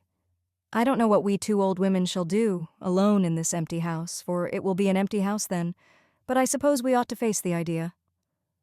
"I do face it," said Charlotte Lovell gravely. "And you dislike Lanning? I mean, as a husband for Tina?" Miss Lovell folded the evening paper and stretched out a thin hand for her knitting. She glanced across the citronwood work table at her cousin. "Tina must not be too difficult," she began. "Oh," Delia protested, reddening. "Let us call things by their names," the other evenly pursued. "That's my way, when I speak at all. Usually, as you know, I say nothing." The widow made a sign of assent, and Charlotte went on, "It's better so, but I've always known a time would come when we should have to talk this thing out." "Talk this thing out? You and I? What thing?" "Tina's future." There was a silence. Delia Ralston, who always responded instantly to the least appeal to her sincerity, breathed a deep sigh of relief. At last, the ice in Charlotte's breast was breaking up. "My dear," Delia murmured, "you know how much Tina's happiness concerns me. If you disapprove of Lanning Halsey as a husband, have you any other candidate in mind?" Miss Lovell smiled one of her faint, hard smiles. "I am not aware that there is a queue at the door. Nor do I disapprove of Lanning Halsey as a husband. Personally, I find him very agreeable. I understand his attraction for Tina." "Ah, Tina is attracted?" "Yes." Mrs. Ralston pushed aside her work and thoughtfully considered her cousin's sharply lined face. Never had Charlotte Lovell more completely presented the typical image of the old maid than as she sat there, upright on her straight-backed chair, with narrowed elbows and clicking needles, and imperturbably discussed her daughter's marriage. "I don't understand, Chatty. Whatever Lanning's faults are, and I don't believe they're grave, I share your liking for him. After all—" Mrs. Ralston paused. "What is it that people find so reprehensible in him? Chiefly, as far as I can hear, that he can't decide on the choice of a profession. The New York view about that is rather narrow, as we know. Young men may have other tastes. Artistic, literary. They may even have difficulty in deciding." Both women colored slightly, and Delia guessed that the same reminiscence which shook her own bosom also throbbed under Charlotte's straight bodice. Charlotte spoke. "Yes, I understand that. But hesitancy about a profession may cause hesitancy about other decisions." "What do you mean? Surely not that Lanning—" "Lanning has not asked Tina to marry him." "And you think he's hesitating?" Charlotte paused. The steady click of her needles punctuated the silence as once, years before, it had been punctuated by the tick of the Parisian clock on Delia's mantel. As Delia's memory fled back to that scene, she felt its mysterious tension in the air. Charlotte spoke. "Lanning is not hesitating any longer. He has decided not to marry Tina, but he has also decided not to give up seeing her." Delia flushed abruptly. She was irritated and bewildered by Charlotte's oracular phrases, doled out between parsimonious lips. "You don't mean that he has offered himself and then drawn back? I can't think him capable of such an insult to Tina." "He has not insulted Tina. He has simply told her that he can't afford to marry. Until he chooses a profession, his father will allow him only a few $100s a year, and that may be suppressed if he marries against his parents' wishes." It was Delia's turn to be silent. The past was too overwhelmingly resuscitated in Charlotte's words. Clement Spender stood before her, irresolute, impecunious, persuasive. Ah, if only she had let herself be persuaded.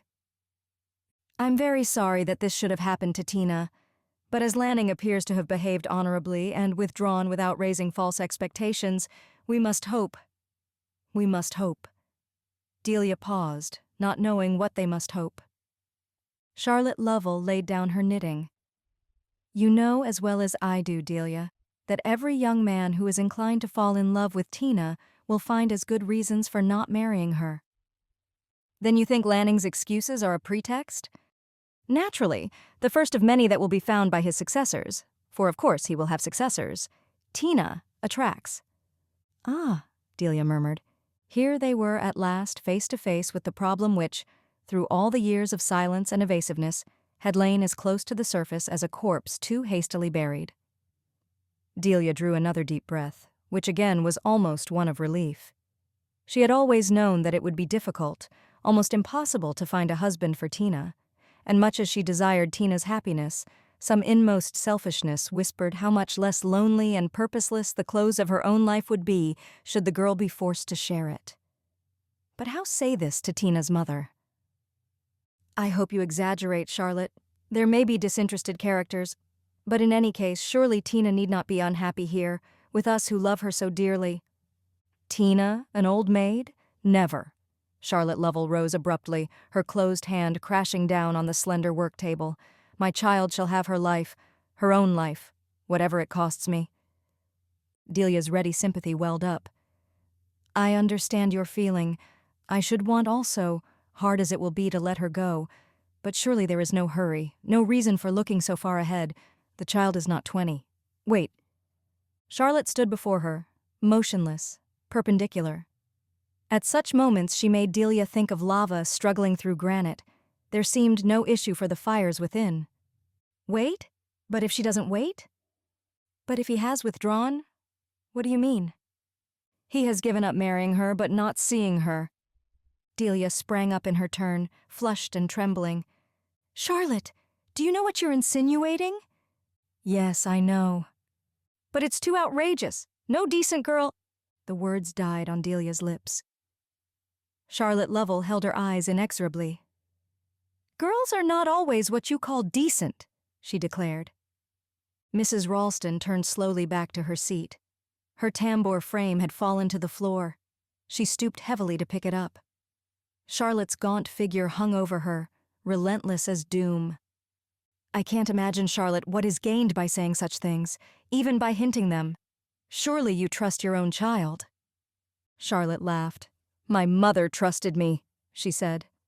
How dare you, Delia began, but her eyes fell, and she felt a tremor of weakness in her throat.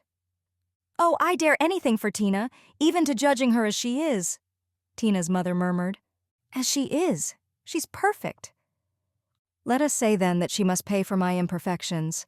All I want is that she shouldn't pay too heavily. Mrs. Ralston sat silent. It seemed to her that Charlotte spoke with the voice of all the dark destinies coiled under the safe surface of life, and that to such a voice there was no answer but an awed acquiescence. Poor Tina, she breathed. Oh, I don't intend that she shall suffer. It's not for that I've waited. Only I've made mistakes that I understand now and must remedy. You've been too good to us and we must go. Go? Delia gasped. Yes, don't think me ungrateful. You saved my child once. Do you suppose I can forget? But now it's my turn. It's I who must save her. And it's only by taking her away from everything here, from everything she's known till now, that I can do it. She's lived too long among unrealities, and she's like me. They won't content her. Unrealities? Delia echoed vaguely. Unrealities for her. Young men who make love to her and can't marry her. Happy households where she's welcome till she's suspected of designs on a brother or a husband, or else exposed to their insults. How could we ever have imagined, either of us, that the child could escape disaster? I thought only of her present happiness, of all the advantages for both of us of being with you. But this affair with young Halsey has opened my eyes. I must take Tina away. We must go and live somewhere where we're not known, where we shall be among plain people, leading plain lives. Somewhere where she can find a husband and make herself a home. Charlotte paused. She had spoken in a rapid, monotonous tone as if by rote, but now her voice broke and she repeated painfully, I'm not ungrateful. Oh, don't let's speak of gratitude. What place has it between you and me? Delia had risen and begun to move uneasily about the room.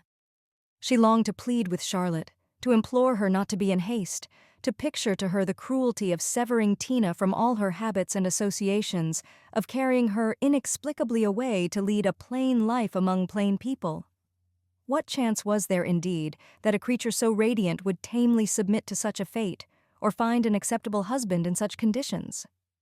The change might only precipitate a tragedy. Delia's experience was too limited for her to picture exactly what might happen to a girl like Tina, suddenly cut off from all that sweetened life for her. But vague visions of revolt and flight, of a fall deeper and more irretrievable than Charlotte's, flashed through her agonized imagination. It's too cruel, she cried, speaking to herself rather than to Charlotte. Charlotte, instead of answering, glanced abruptly at the clock. Do you know what time it is? Past midnight. I mustn't keep you sitting up for my foolish girl. Delia's heart contracted. She saw that Charlotte wished to cut the conversation short, and to do so by reminding her that only Tina's mother had a right to decide what Tina's future should be. At that moment, though Delia had just protested that there could be no question of gratitude between them, Charlotte Lovell seemed to her a monster of ingratitude, and it was on the tip of her tongue to cry out, Have all the years then given me no share in Tina? But at the same instant, she had put herself once more in Charlotte's place, and was feeling the mother's fierce terrors for her child. It was natural enough that Charlotte should resent the faintest attempt to usurp in private the authority she could never assert in public. With a pang of compassion, Delia realized that she herself was literally the one being on earth before whom Charlotte could act the mother. "Poor thing, I'll let her," she murmured inwardly. "But why should you sit up for Tina? She has the key and Delia is to bring her home." Charlotte Lovell did not immediately answer. She rolled up her knitting, looked severely at one of the candelabra on the mantelpiece, and crossed over to straighten it. Then she picked up her work bag. "Yes, as you say, why should anyone sit up for her?" She moved about the room, putting out the lamps, covering the fire, assuring herself that the windows were bolted, while Delia passively watched her. Then the two cousins lit their bedroom candles and walked upstairs through the darkened house. Charlotte seemed determined to make no further allusion to the subject of their talk. On the landing, she paused, bending her head toward Delia's nightly kiss. "I hope they've kept up your fire," she said, with her capable housekeeping air, and on Delia's hasty reassurance, the two murmured a simultaneous "good night," and Charlotte turned down the passage to her room. 9. Delia's fire had been kept up, and her dressing gown was warming on an armchair near the hearth. But she neither undressed nor yet seated herself. Her conversation with Charlotte had filled her with a deep unrest. For a few moments she stood in the middle of the floor, looking slowly about her. Nothing had ever been changed in the room which, even as a bride, she had planned to modernize. All her dreams of renovation had faded long ago. Some deep central indifference had gradually made her regard herself as a third person, living the life meant for another woman, a woman totally unrelated to the vivid Delia Lovell who had entered that house so full of plans and visions. The fault, she knew, was not her husband's. With a little managing and a little wheedling, she would have gained every point as easily as she had gained the capital one of taking the foundling baby under her wing. The difficulty was that, after that victory, nothing else seemed worth trying for. The first sight of little Tina had somehow decentralized Delia Ralston's whole life, making her indifferent to everything else, except indeed the welfare of her own husband and children. Ahead of her she saw only a future full of duties, and these she had gaily and faithfully accomplished. But her own life was over. She felt as detached as a cloistered nun. The change in her was too deep not to be visible. The Ralstons openly gloried in dear Delia's conformity. Each acquiescence passed for a concession, and the family doctrine was fortified by such fresh proofs of its durability. Now, as Delia glanced about her at the Leopold Robert lithographs, the family daguerreotypes, the rosewood and mahogany, she understood that she was looking at the walls of her own grave. The change had come on the day when Charlotte Lovell, cowering on that very lounge, had made her terrible avowal. Then, for the first time, Delia, with a kind of fearful exultation, had heard the blind forces of life groping and crying underfoot. But on that day also she had known herself excluded from them, doomed to dwell among shadows. Life had passed her by, and left her with the Ralstons. Very well, then. She would make the best of herself, and of the Ralstons. The vow was immediate and unflinching, and for nearly 20 years she had gone on observing it. Once only had she been not a Ralston, but herself. Once only had it seemed worthwhile. And now perhaps the same challenge had sounded again. Again, for a moment, it might be worthwhile to live. Not for the sake of Clement Spender, poor Clement, married years ago to a plain, determined cousin who had hunted him down in Rome and, enclosing him in an unrelenting domesticity, had obliged all New York on the grand tour to buy his pictures with a resigned grimace. No, not for Clement Spender, hardly for Charlotte or even for Tina, but for her own sake, hers, Delia Ralston's, for the sake of her one missed vision, her forfeited reality. She would once more break down the Ralston barriers and reach out into the world. A faint sound through the silent house disturbed her meditation.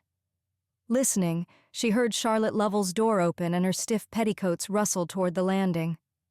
A light glanced under the door and vanished. Charlotte had passed Delia's threshold on her way downstairs. Without moving, Delia continued to listen. Perhaps the careful Charlotte had gone down to make sure that the front door was not bolted, or that she had really covered up the fire. If that were her object, her step would presently be heard returning. But no step sounded, and it became gradually evident that Charlotte had gone down to wait for her daughter.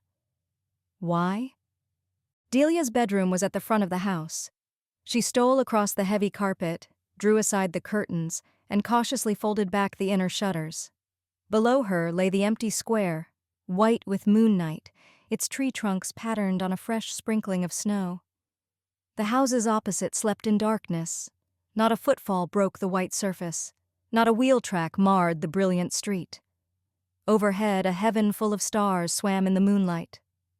Of the households around Gramercy Park, Delia knew that only 2 others had gone to the ball: the Petrus Vandergraves and their cousins, the young Parmley Ralstons. The Lucius Lannings had just entered on their 3 years of mourning for Mrs. Lucius's mother.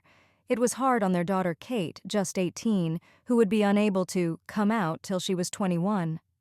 Young Mrs. Marcy Mingott was expecting her 3rd, and consequently secluded from the public eye for nearly a year. And the other denizens of the square belonged to the undifferentiated and uninvited. Delia pressed her forehead against the pane. Before long, carriages would turn the corner. The sleeping square ring with hoofbeats, fresh laughter, and young farewells mount from the doorsteps. But why was Charlotte waiting for her daughter downstairs in the darkness? The Parisian clock struck 1. Delia came back into the room, raked the fire, picked up a shawl, and, wrapped in it, returned to her vigil. Ah, how old she must have grown, that she should feel the cold at such a moment. It reminded her of what the future held for her: neuralgia, rheumatism, stiffness, accumulating infirmities. And never had she kept a moonlight watch with a lover's arms to warm her. The square still lay silent.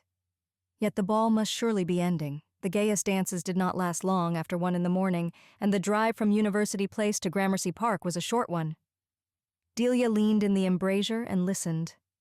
Hoofbeats, muffled by the snow, sounded in Irving Place, and the Petrus Vandergraves family coach drew up before the opposite house.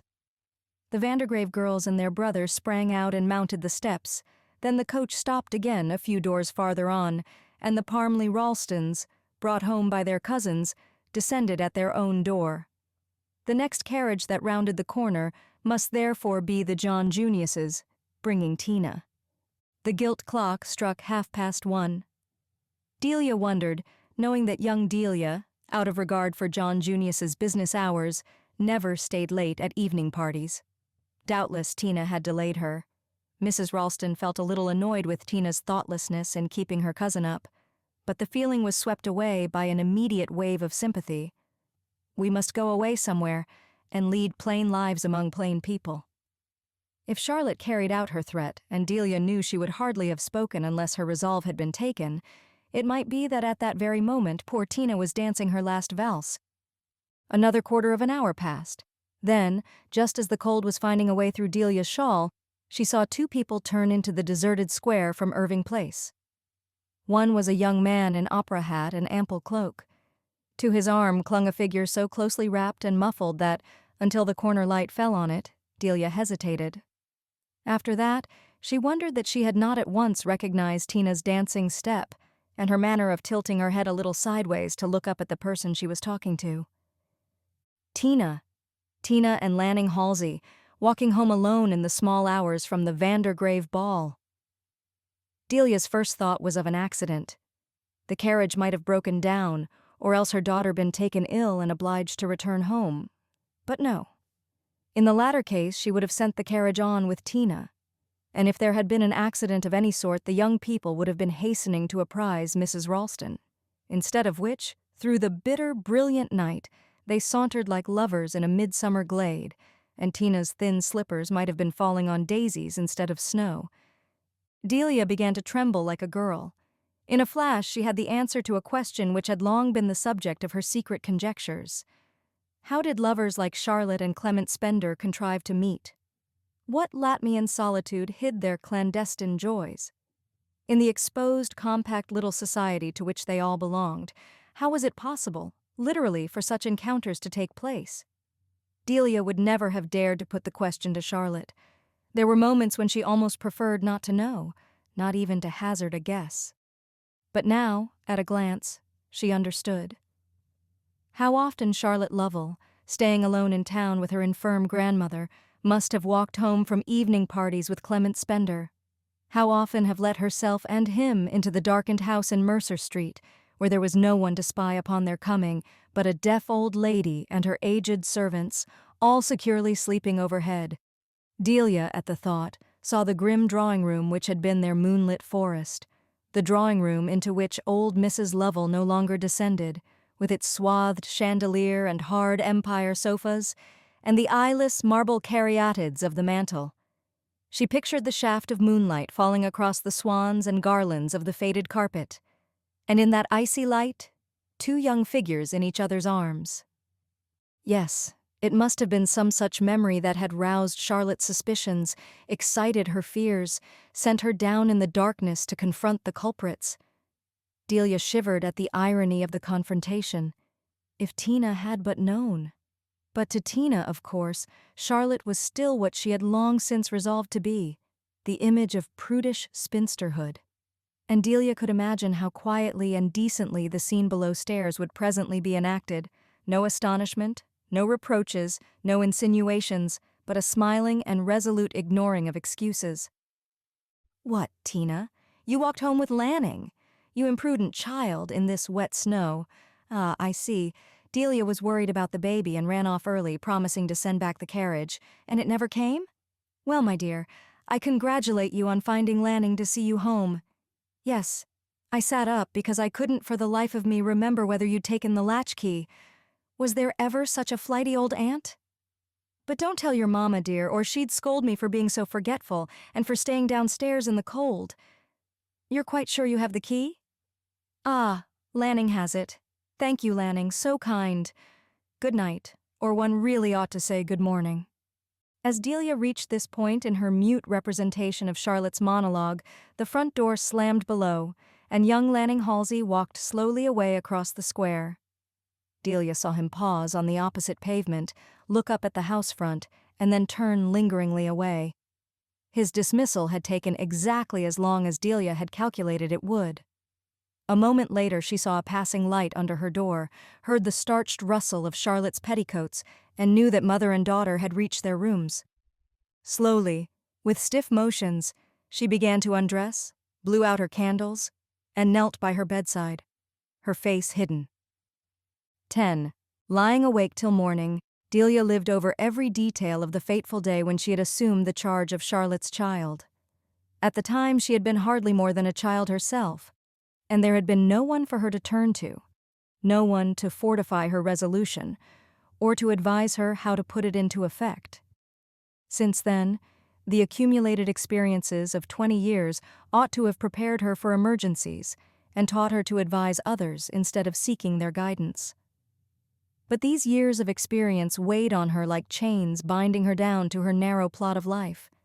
Independent action struck her as more dangerous, less conceivable than when she had first ventured on it. There seemed to be so many more people to consider now. Consider was the Ralston word. Her children, their children, the families into which they had married. What would the Halseys say? And what the Ralstons? Had she then become a Ralston through and through? A few hours later, she sat in old Dr. Lanskull's library, her eyes on his sooty Smyrna rug. For some years now, Dr. Lanskull had no longer practiced. At most, he continued to go to a few old patients and to give consultations in difficult cases. But he remained a power in his former kingdom, a sort of lay pope or medical elder to whom the patients he had once healed of physical ills often returned for moral medicine.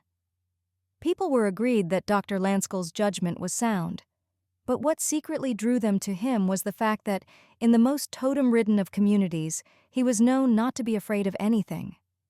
Now, as Delia sat and watched his massive silver-headed figure moving ponderously about the room, between rows of medical books in calf bindings and the dying gladiators and young Augustuses of grateful patients, she already felt the reassurance given by his mere bodily presence. You see, when I first took Tina, I didn't perhaps consider sufficiently The doctor halted behind his desk and brought his fist down on it with a genial thump. "Thank goodness you didn't. There are considerers enough in this town without you, Delia Lovell." She looked up quickly. "Why do you call me Delia Lovell?" "Well, because today I rather suspect you are," he rejoined astutely, and she met this with a wistful laugh. "Perhaps if I hadn't been once before, I mean, if I'd always been a prudent, deliberate Ralston, it would have been kinder to Tina in the end." Dr. Lanskull sank his gouty bulk into the armchair behind his desk and beamed at her through ironic spectacles. "I hate in the end kindnesses. They're about as nourishing as the third day of cold mutton." She pondered. "Of course I realize that if I adopt Tina—" "Yes?" "Well, people will say—" A deep blush rose to her throat, covered her cheeks and brow, and ran like fire under her decently parted hair. He nodded. "Yes. Or else—" the blush darkened. "That she's Jim's—" Again, Dr. Lanskull nodded. "That's what they're more likely to think. And what's the harm if they do? I know Jim. He asked you no questions when you took the child, but he knew who she was." She raised astonished eyes. "He knew?" "Yes, he came to me, and, well, in the baby's interest, I violated professional secrecy. That's how Tina got a home. You're not going to denounce me, are you?" "Oh, Dr. Lanskull." Her eyes filled with painful tears. "Jim knew? And didn't tell me?" "No. People didn't tell each other things much in those days, did they? But he admired you enormously for what you did, and if you assume, as I suppose you do, that he's now in a world of completer enlightenment, why not take it for granted that he'll admire you still more for what you're going to do? Presumably," the doctor concluded sardonically, "people realize in heaven that it's a devilish sight harder, on earth, to do a brave thing at 45 than at 25. That's what I was thinking this morning," she confessed. "Well, you're going to prove the contrary this afternoon." He looked at his watch, stood up and laid a fatherly hand on her shoulder. "Let people think what they choose, and send young Delia to me if she gives you any trouble. Your boy won't, you know, nor John Junius either. It must have been a woman who invented that third and fourth generation idea." An elderly maidservant looked in, and Delia rose. But on the threshold she halted. "I have an idea it's Charlotte I may have to send to you." "Charlotte?" "She'll hate what I'm going to do, you know." Dr. Lanskull lifted his silver eyebrows. "Yes, poor Charlotte. I suppose she's jealous? That's where the truth of the third and fourth generation business comes in, after all. Somebody always has to foot the bill. If only Tina doesn't." "Well, that's just what Charlotte will come to recognize in time, so your course is clear." He guided her out through the dining room where some poor people and one or two old patients were already waiting. Delia's course, in truth, seemed clear enough till, that afternoon, she summoned Charlotte alone to her bedroom. Tina was lying down with a headache. It was in those days the accepted state of young ladies in sentimental dilemmas, and greatly simplified the communion of their elders. Delia and Charlotte had exchanged only conventional phrases over their midday meal, but Delia still had the sense that her cousin's decision was final. The events of the previous evening had no doubt confirmed Charlotte's view that the time had come for such a decision. Miss Lovell, closing the bedroom door with her dry deliberateness, advanced toward the chintz lounge between the windows. "You wanted to see me, Delia?" "Yes." "Oh, don't sit there," Mrs. Ralston exclaimed uncontrollably. Charlotte stared. Was it possible that she did not remember the sobs of anguish she had once smothered in those very cushions? No, come nearer to me. Sometimes I think I'm a little deaf," Delia nervously explained, pushing a chair up to her own. "Ah," Charlotte seated herself. "I hadn't remarked it. But if you are, it may have saved you from hearing at what hour of the morning Tina came back from the Vandergraves last night. She would never forgive herself, inconsiderate as she is, if she thought she'd waked you." "She didn't wake me," Delia answered. Inwardly she thought, "Charlotte's mind is made up. I shan't be able to move her." "I suppose Tina enjoyed herself very much at the ball?" she continued. "Well, she's paying for it with a headache. Such excitements are not meant for her, I've already told you." "Yes." Mrs. Ralston interrupted. It's to continue our talk of last night that I've asked you to come up. To continue it? The brick-red circles appeared on Charlotte's dried cheeks. Is it worthwhile? I think I ought to tell you at once that my mind's made up. I suppose you'll admit that I know what's best for Tina. Yes, of course, but won't you at least allow me a share in your decision? A share? Delia leaned forward, laying a warm hand on her cousin's interlocked fingers. Charlotte, once in this room years ago you asked me to help you. You believed I could. Won't you believe it again? Charlotte's lips grew rigid. I believe the time has come for me to help myself. At the cost of Tina's happiness? No, but to spare her greater unhappiness. But Charlotte, Tina's happiness is all I want. Oh, I know. You've done all you could do for my child. No, not all. Delia rose and stood before her cousin with a kind of solemnity. But now I'm going to. It was as if she had pronounced a vow. Charlotte Lovell looked up at her with a glitter of apprehension in her hunted eyes. If you mean that you're going to use your influence with the Halseys, I'm very grateful to you. I shall always be grateful. But I don't want a compulsory marriage for my child. Delia flushed at the other's incomprehension. It seemed to her that her tremendous purpose must be written on her face. I'm going to adopt Tina. Give her my name, she announced. Charlotte Lovell stared at her stonily. Adopt her? Adopt her? Don't you see, dear, the difference it will make? There's my mother's money. The Lovell money. It's not much, to be sure. But Jim always wanted it to go back to the Lovells. And my Delia and her brother are so handsomely provided for. There's no reason why my little fortune shouldn't go to Tina, and why she shouldn't be known as Tina Ralston. Delia paused. I think I know that Jim would have approved of that too. Approved? Yes. Can't you see that when he let me take the child he must have foreseen and accepted whatever might eventually come of it? Charlotte stood up also. Thank you, Delia. But nothing more must come of it except our leaving you. Our leaving you now. I'm sure that's what Jim would have approved. Mrs. Ralston drew back a step or two. Charlotte's cold resolution benumbed her courage, and she could find no immediate reply. Then it's easier for you to sacrifice Tina's happiness than your pride? She exclaimed. My pride? I've no right to any pride except in my child, and that I'll never sacrifice. No one asks you to. You're not reasonable. You're cruel. All I want is to be allowed to help Tina, and you speak as if I were interfering with your rights. My rights? Charlotte echoed the words with a desolate laugh. What are they? I have no rights, either before the law or in the heart of my own child. How can you say such things? You know how Tina loves you. Yes, compassionately, as I used to love my old maid aunts. There were 2 of them, you remember? Like withered babies. We children used to be warned never to say anything that might shock Aunt Josie or Aunt Noni, exactly as I heard you telling Tina the other night. Oh, Delia murmured. Charlotte Lovell continued to stand before her, haggard, rigid, unrelenting. No, it's gone on long enough. I mean to tell her everything, and to take her away. To tell her about her birth? I was never ashamed of it, Charlotte panted. You do sacrifice her then? Sacrifice her to your desire for mastery? The 2 women faced each other, both with weapons spent.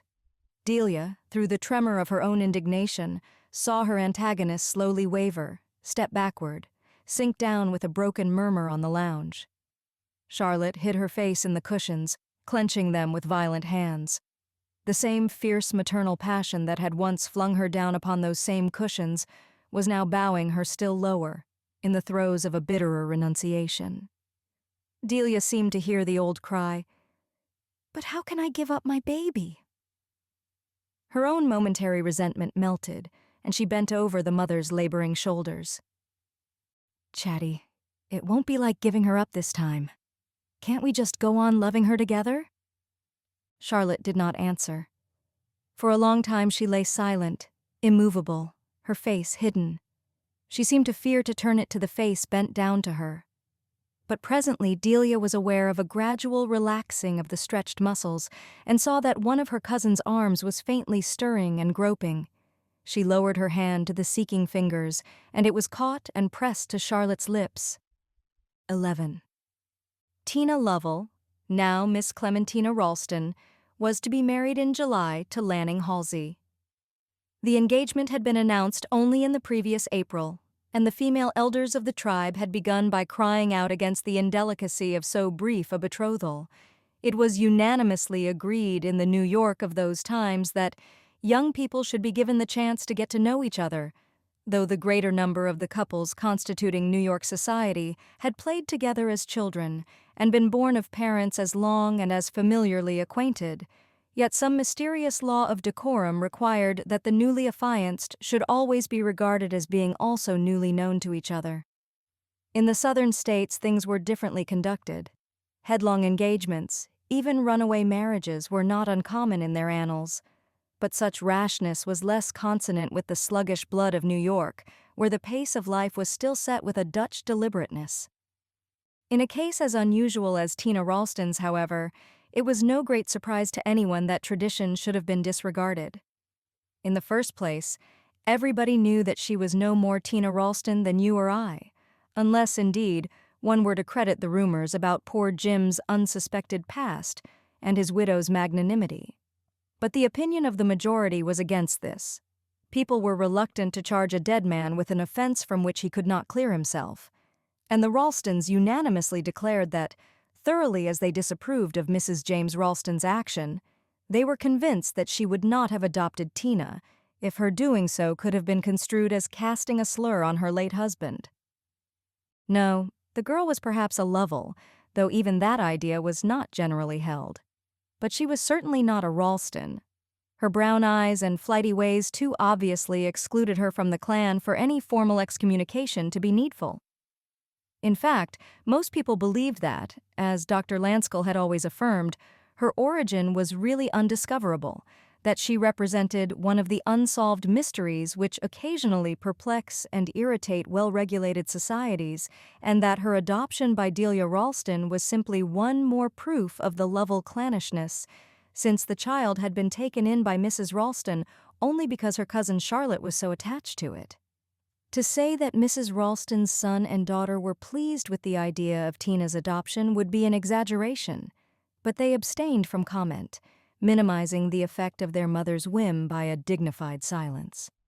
It was the old New York way for families thus to screen the eccentricities of an individual member, and where there was money enough to go round, the heirs would have been thought vulgarly grasping to protest at the alienation of a small sum from the general inheritance. Nevertheless, Delia Ralston, from the moment of Tina's adoption, was perfectly aware of a different attitude on the part of both her children. They dealt with her patiently, almost parentally, as with a minor in whom one juvenile lapse has been condoned, but who must be subjected, in consequence, to a stricter vigilance, and society treated her in the same indulgent but guarded manner. She had, it was Sillerton Jackson who first phrased it, an undoubted way of carrying things off. Since that dauntless woman, Mrs. Manson Mingott, had broken her husband's will, nothing so like her attitude had been seen in New York. But Mrs. Ralston's method was different and less easy to analyze. What Mrs. Manson Mingott had accomplished by dint of epigram, invective, insistency, and runnings to and fro, the other achieved without raising her voice or seeming to take a step from the beaten path. When she had persuaded Jim Ralston to take in the foundling baby, it had been done in the turn of a hand, one didn't know when or how, and the next day he and she were as untroubled and beaming as usual. And now, this adoption. Well, she had pursued the same method. As Sillerton Jackson said, she behaved as if her adopting Tina had always been an understood thing, as if she wondered that people should wonder. And in face of her wonder, theirs seemed foolish, and they gradually desisted. In reality, behind Delia's assurance, there was a tumult of doubts and uncertainties. But she had once learned that one can do almost anything, perhaps even murder, if one does not attempt to explain it, and the lesson had never been forgotten.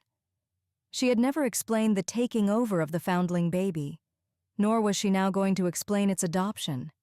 She was just going about her business as if nothing had happened that needed to be accounted for, and a long inheritance of moral modesty helped her to keep her questionings to herself. These questionings were in fact less concerned with public opinion than with Charlotte Lovell's private thoughts. Charlotte, after her first moment of tragic resistance, had shown herself pathetically, almost painfully, grateful. That she had reason to be, Tina's attitude abundantly revealed. Tina, during the first days after her return from the Vandergrave ball, had shown a closed and darkened face that terribly reminded Delia of the ghastliness of Charlotte Lovell's sudden reflection years before in Delia's own bedroom mirror. The first chapter of the mother's history was already written in the daughter's eyes, and the spender blood in Tina might well precipitate the sequence.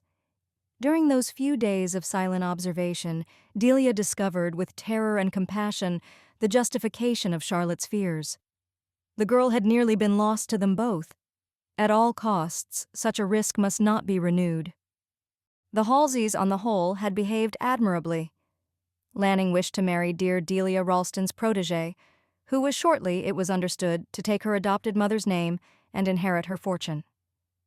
To what better could a Halsey aspire than one more alliance with a Ralston? The families had always intermarried.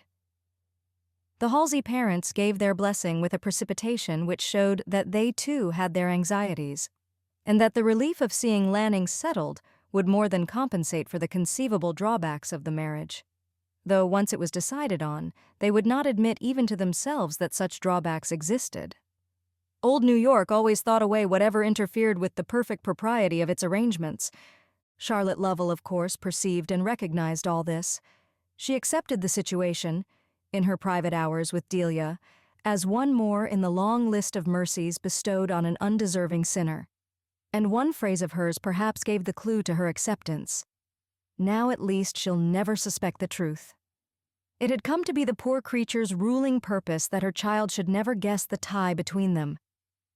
But Delia's chief support was the sight of Tina. The older woman, whose whole life had been shaped and colored by the faint reflection of a rejected happiness, hung dazzled in the light of bliss accepted. Sometimes, as she watched Tina's changing face, she felt as though her own blood were beating in it, as though she could read every thought and emotion feeding those tumultuous currents. Tina's love was a stormy affair, with continual ups and downs of rapture and depression, arrogance and self-abasement. Delia saw displayed before her, with an artless frankness, all the visions, cravings, and imaginings of her own stifled youth. What the girl really thought of her adoption, it was not easy to discover. She had been given, at 14, the current version of her origin, and had accepted it as carelessly as a happy child accepts some remote and inconceivable fact which does not alter the familiar order of things, and she accepted her adoption in the same spirit. She knew that the name of Ralston had been given to her to facilitate her marriage with Lanning Halsey, and Delia had the impression that all irrelevant questionings were submerged in an overwhelming gratitude. "I've always thought of you as my mamma, and now, you dearest, you really are," Tina had whispered, her cheek against Delia's, and Delia had laughed back. "Well, if the lawyers can make me so." But there the matter dropped, swept away on the current of Tina's bliss. They were all in those days, Delia, Charlotte, even the gallant Lanning, rather like straws whirling about on a sunlit torrent. The golden flood bore them onward, nearer and nearer to the enchanted date, and Delia, deep in bridal preparations, wondered at the comparative indifference with which she had ordered and inspected her own daughter's 12 dozen of everything. There had been nothing to quicken the pulse in young Delia's placid bridal, but as Tina's wedding day approached, imagination burgeoned like the year. The wedding was to be celebrated at Lovell Place, the old house on the Sound where Delia Lovell had herself been married, and where, since her mother's death, she spent her summers. Although the neighborhood was already overspread with a network of mean streets, the old house, with its thin, colonnaded veranda, still looked across an uncurtailed lawn and leafy shrubberies to the narrows of Hellgate, and the drawing rooms kept their frail, slender settees, their Sheraton consoles and cabinets. It had been thought useless to discard them for more fashionable furniture, since the growth of the city made it certain that the place must eventually be sold. Tina, like Mrs. Ralston, was to have a house wedding, though Episcopalian society was beginning to disapprove of such ceremonies, which were regarded as the despised pis-aller of Baptists, Methodists, Unitarians, and the other altarless sects.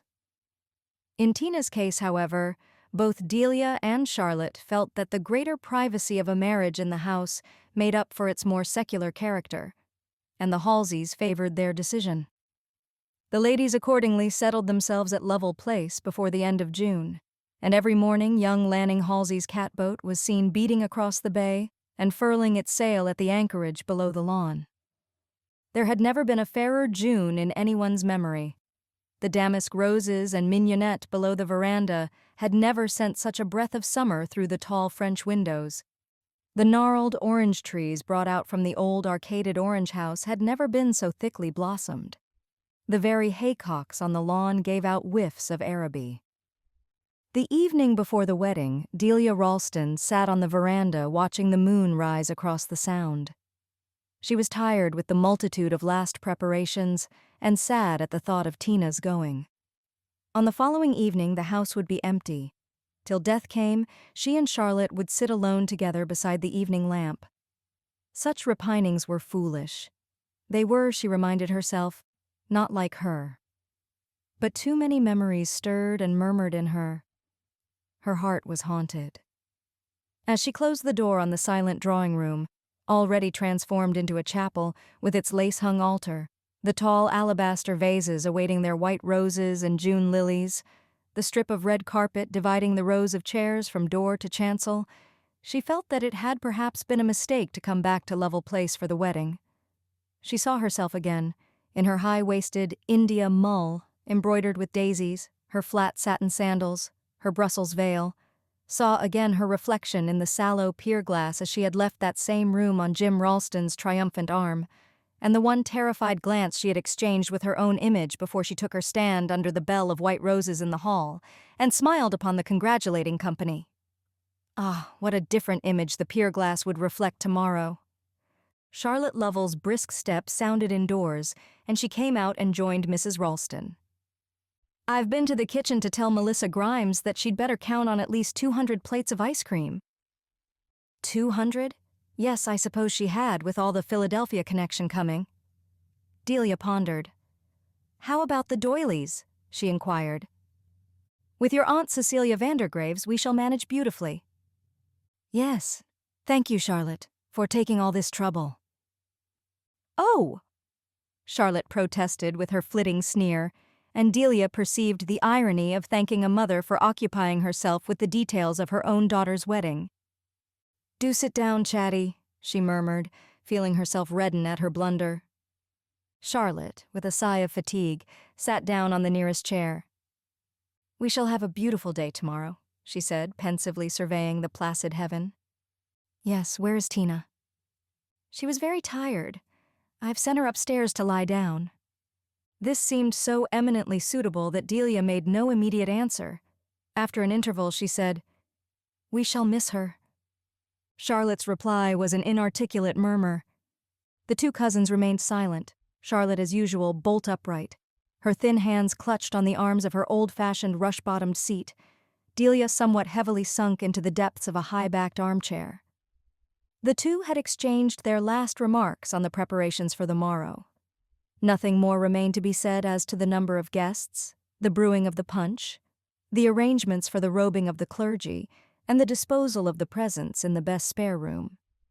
Only one subject had not yet been touched upon, and Delia, as she watched her cousin's profile grimly cut upon the melting twilight, waited for Charlotte to speak. But Charlotte remained silent. "I have been thinking," Delia at length began, a slight tremor in her voice, "that I ought presently—" She fancied she saw Charlotte's hands tighten on the knobs of the chair arms. "You ought presently?" "Well, before Tina goes to bed, perhaps go up for a few minutes." Charlotte remained silent, visibly resolved on making no effort to assist her.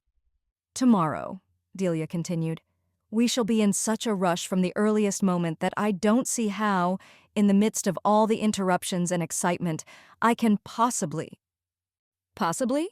Charlotte monotonously echoed. Delia felt her blush deepening through the dusk. Well, I suppose you agree with me, don't you, that a word ought to be said to the child as to the new duties and responsibilities that, well, what is usual, in fact, at such a time? She falteringly ended. Yes, I have thought of that, Charlotte answered. She said no more, but Delia divined in her tone the stirring of that obscure opposition which, at the crucial moments of Tina's life, seemed automatically to declare itself. She could not understand why Charlotte should, at such times, grow so enigmatic and inaccessible, and in the present case she saw no reason why this change of mood should interfere with what she deemed to be her own duty. Tina must long for her guiding hand into the new life as much as she herself yearned for the exchange of half-confidences which would be her real farewell to her adopted daughter.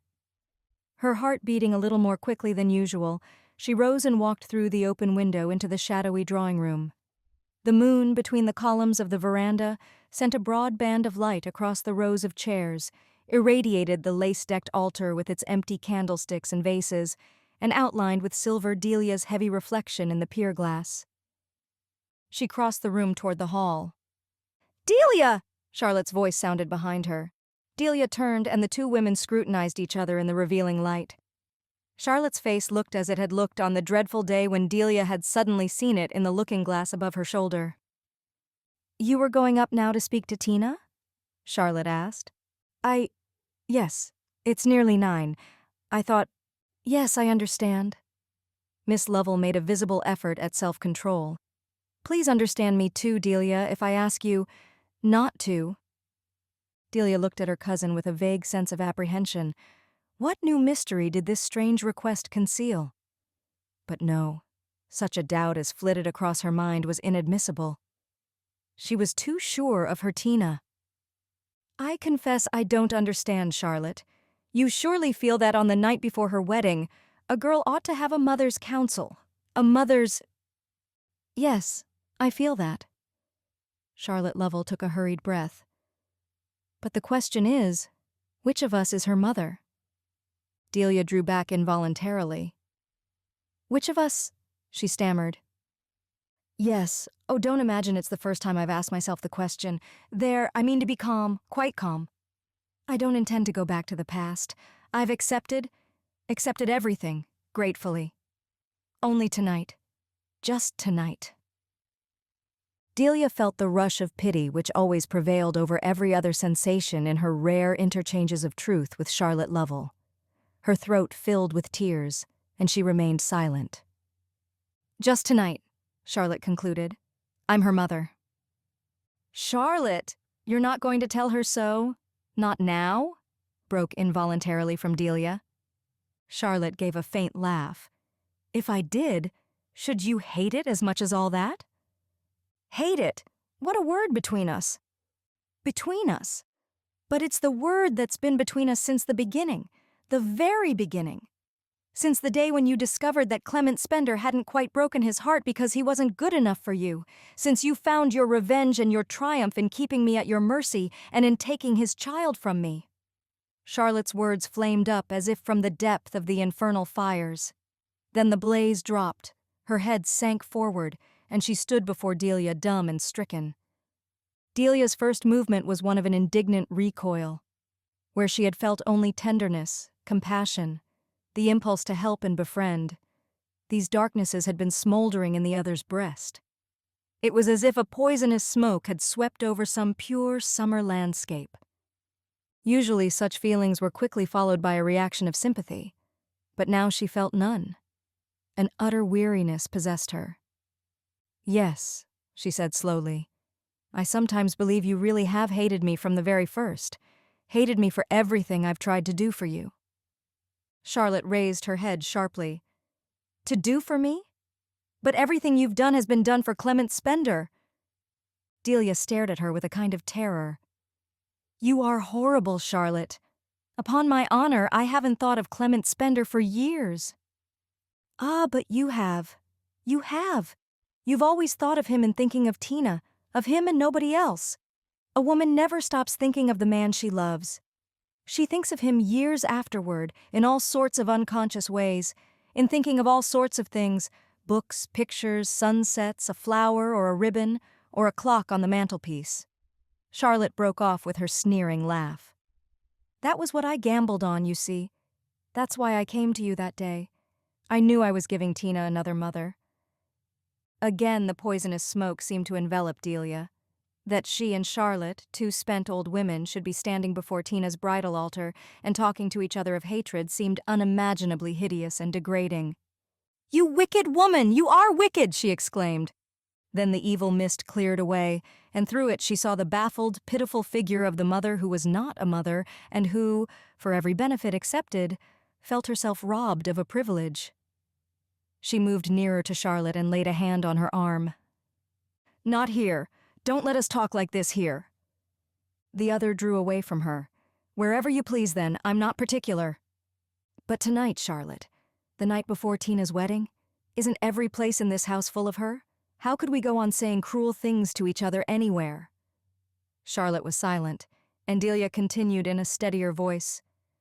"Nothing you say can really hurt me, for long, and I don't want to hurt you. I never did. You tell me that, and you've left nothing undone to divide me from my daughter. Do you suppose it's been easy all these years to hear her call you mother?" "Oh, I know. It was agreed that she must never guess. But if you hadn't perpetually come between us, she'd have had no one but me. She'd have felt about me as a child feels about its mother. She'd have had to love me better than anyone else. With all your forbearances and your generosities, you've ended by robbing me of my child. And I've put up with it all for her sake, because I knew I had to. But tonight she belongs to me. Tonight I can't bear that she should call you mother." Delia Ralston made no immediate reply. It seemed to her that for the first time she had sounded the deepest depths of maternal passion, and she stood awed at the echoes it gave back. "How you must love her to say such things to me," she murmured. Then with a final effort, "Yes, you're right. I won't go up to her. It's you who must go." Charlotte started toward her impulsively, but with a hand lifted as if in defense, Delia moved across the room and out again to the veranda.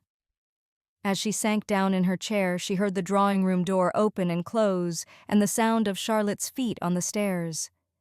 Delia sat alone in the night. The last drop of her magnanimity had been spent, and she tried to avert her shuddering mind from Charlotte. What was happening at this moment upstairs? With what dark revelations were Tina's bridal dreams to be defaced? Well, that was not matter for conjecture either. She, Delia Ralston, had played her part, done her utmost. There remained nothing now but to try to lift her spirit above the embittering sense of failure. There was a strange element of truth in some of the things that Charlotte had said. With what divination her maternal passion had endowed her. Her jealousy seemed to have a million feelers. Yes, it was true that the sweetness and peace of Tina's bridal eve had been filled, for Delia, with visions of her own unrealized past. Softly, imperceptibly, it had reconciled her to the memory of what she had missed. All these last days she had been living the girl's life. She had been Tina, and Tina had been her own girlish self, the far-off Delia Lovell.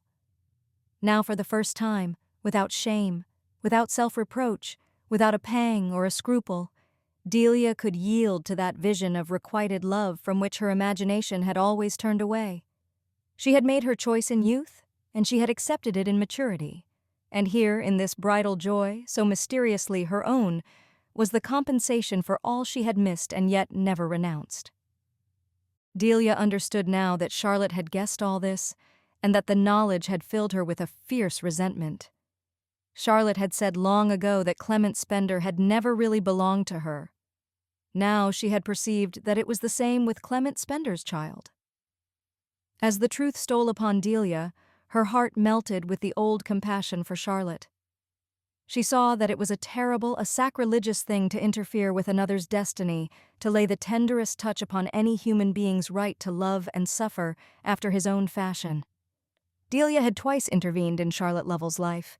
It was natural that Charlotte should be her enemy. If only she did not revenge herself by wounding Tina. The adopted mother's thoughts reverted painfully to the little white room upstairs. She had meant her half-hour with Tina to leave the girl with thoughts as fragrant as the flowers she was to find beside her when she woke. And now? Delia started up from her musing.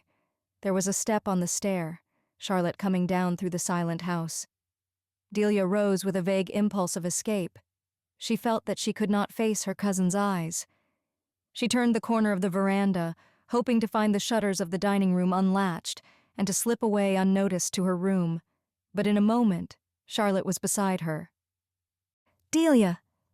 Ah, it's you. I was going up to bed." For the life of her, Delia could not keep an edge of hardness from her voice. "Yes, it's late. You must be very tired." Charlotte paused. Her own voice was strained and painful. "I am tired," Delia acknowledged. In the moonlit hush, the other went up to her, laying a timid touch on her arm. "Not till you've seen Tina." Delia stiffened. "Tina? But it's late. Isn't she sleeping? I thought you'd stay with her until—" "I don't know if she's sleeping." Charlotte paused. "I haven't been in, but there's a light under her door." "You haven't been in?" "No, I just stood in the passage and tried—" "Tried?" "To think of something to say to her without her guessing." A sob stopped her, but she pressed on with a final effort. "It's no use. You were right. There's nothing I can say. You're her real mother. Go to her. It's not your fault. Or mine." "Oh!" Delia cried. Charlotte clung to her in inarticulate abasement. "You said I was wicked. I'm not wicked. After all, she was mine when she was little." Delia put an arm about her shoulder. "Hush, dear. We'll go to her together." The other yielded automatically to her touch, and side by side the two women mounted the stairs, Charlotte timing her impetuous step to Delia's stiffened movements.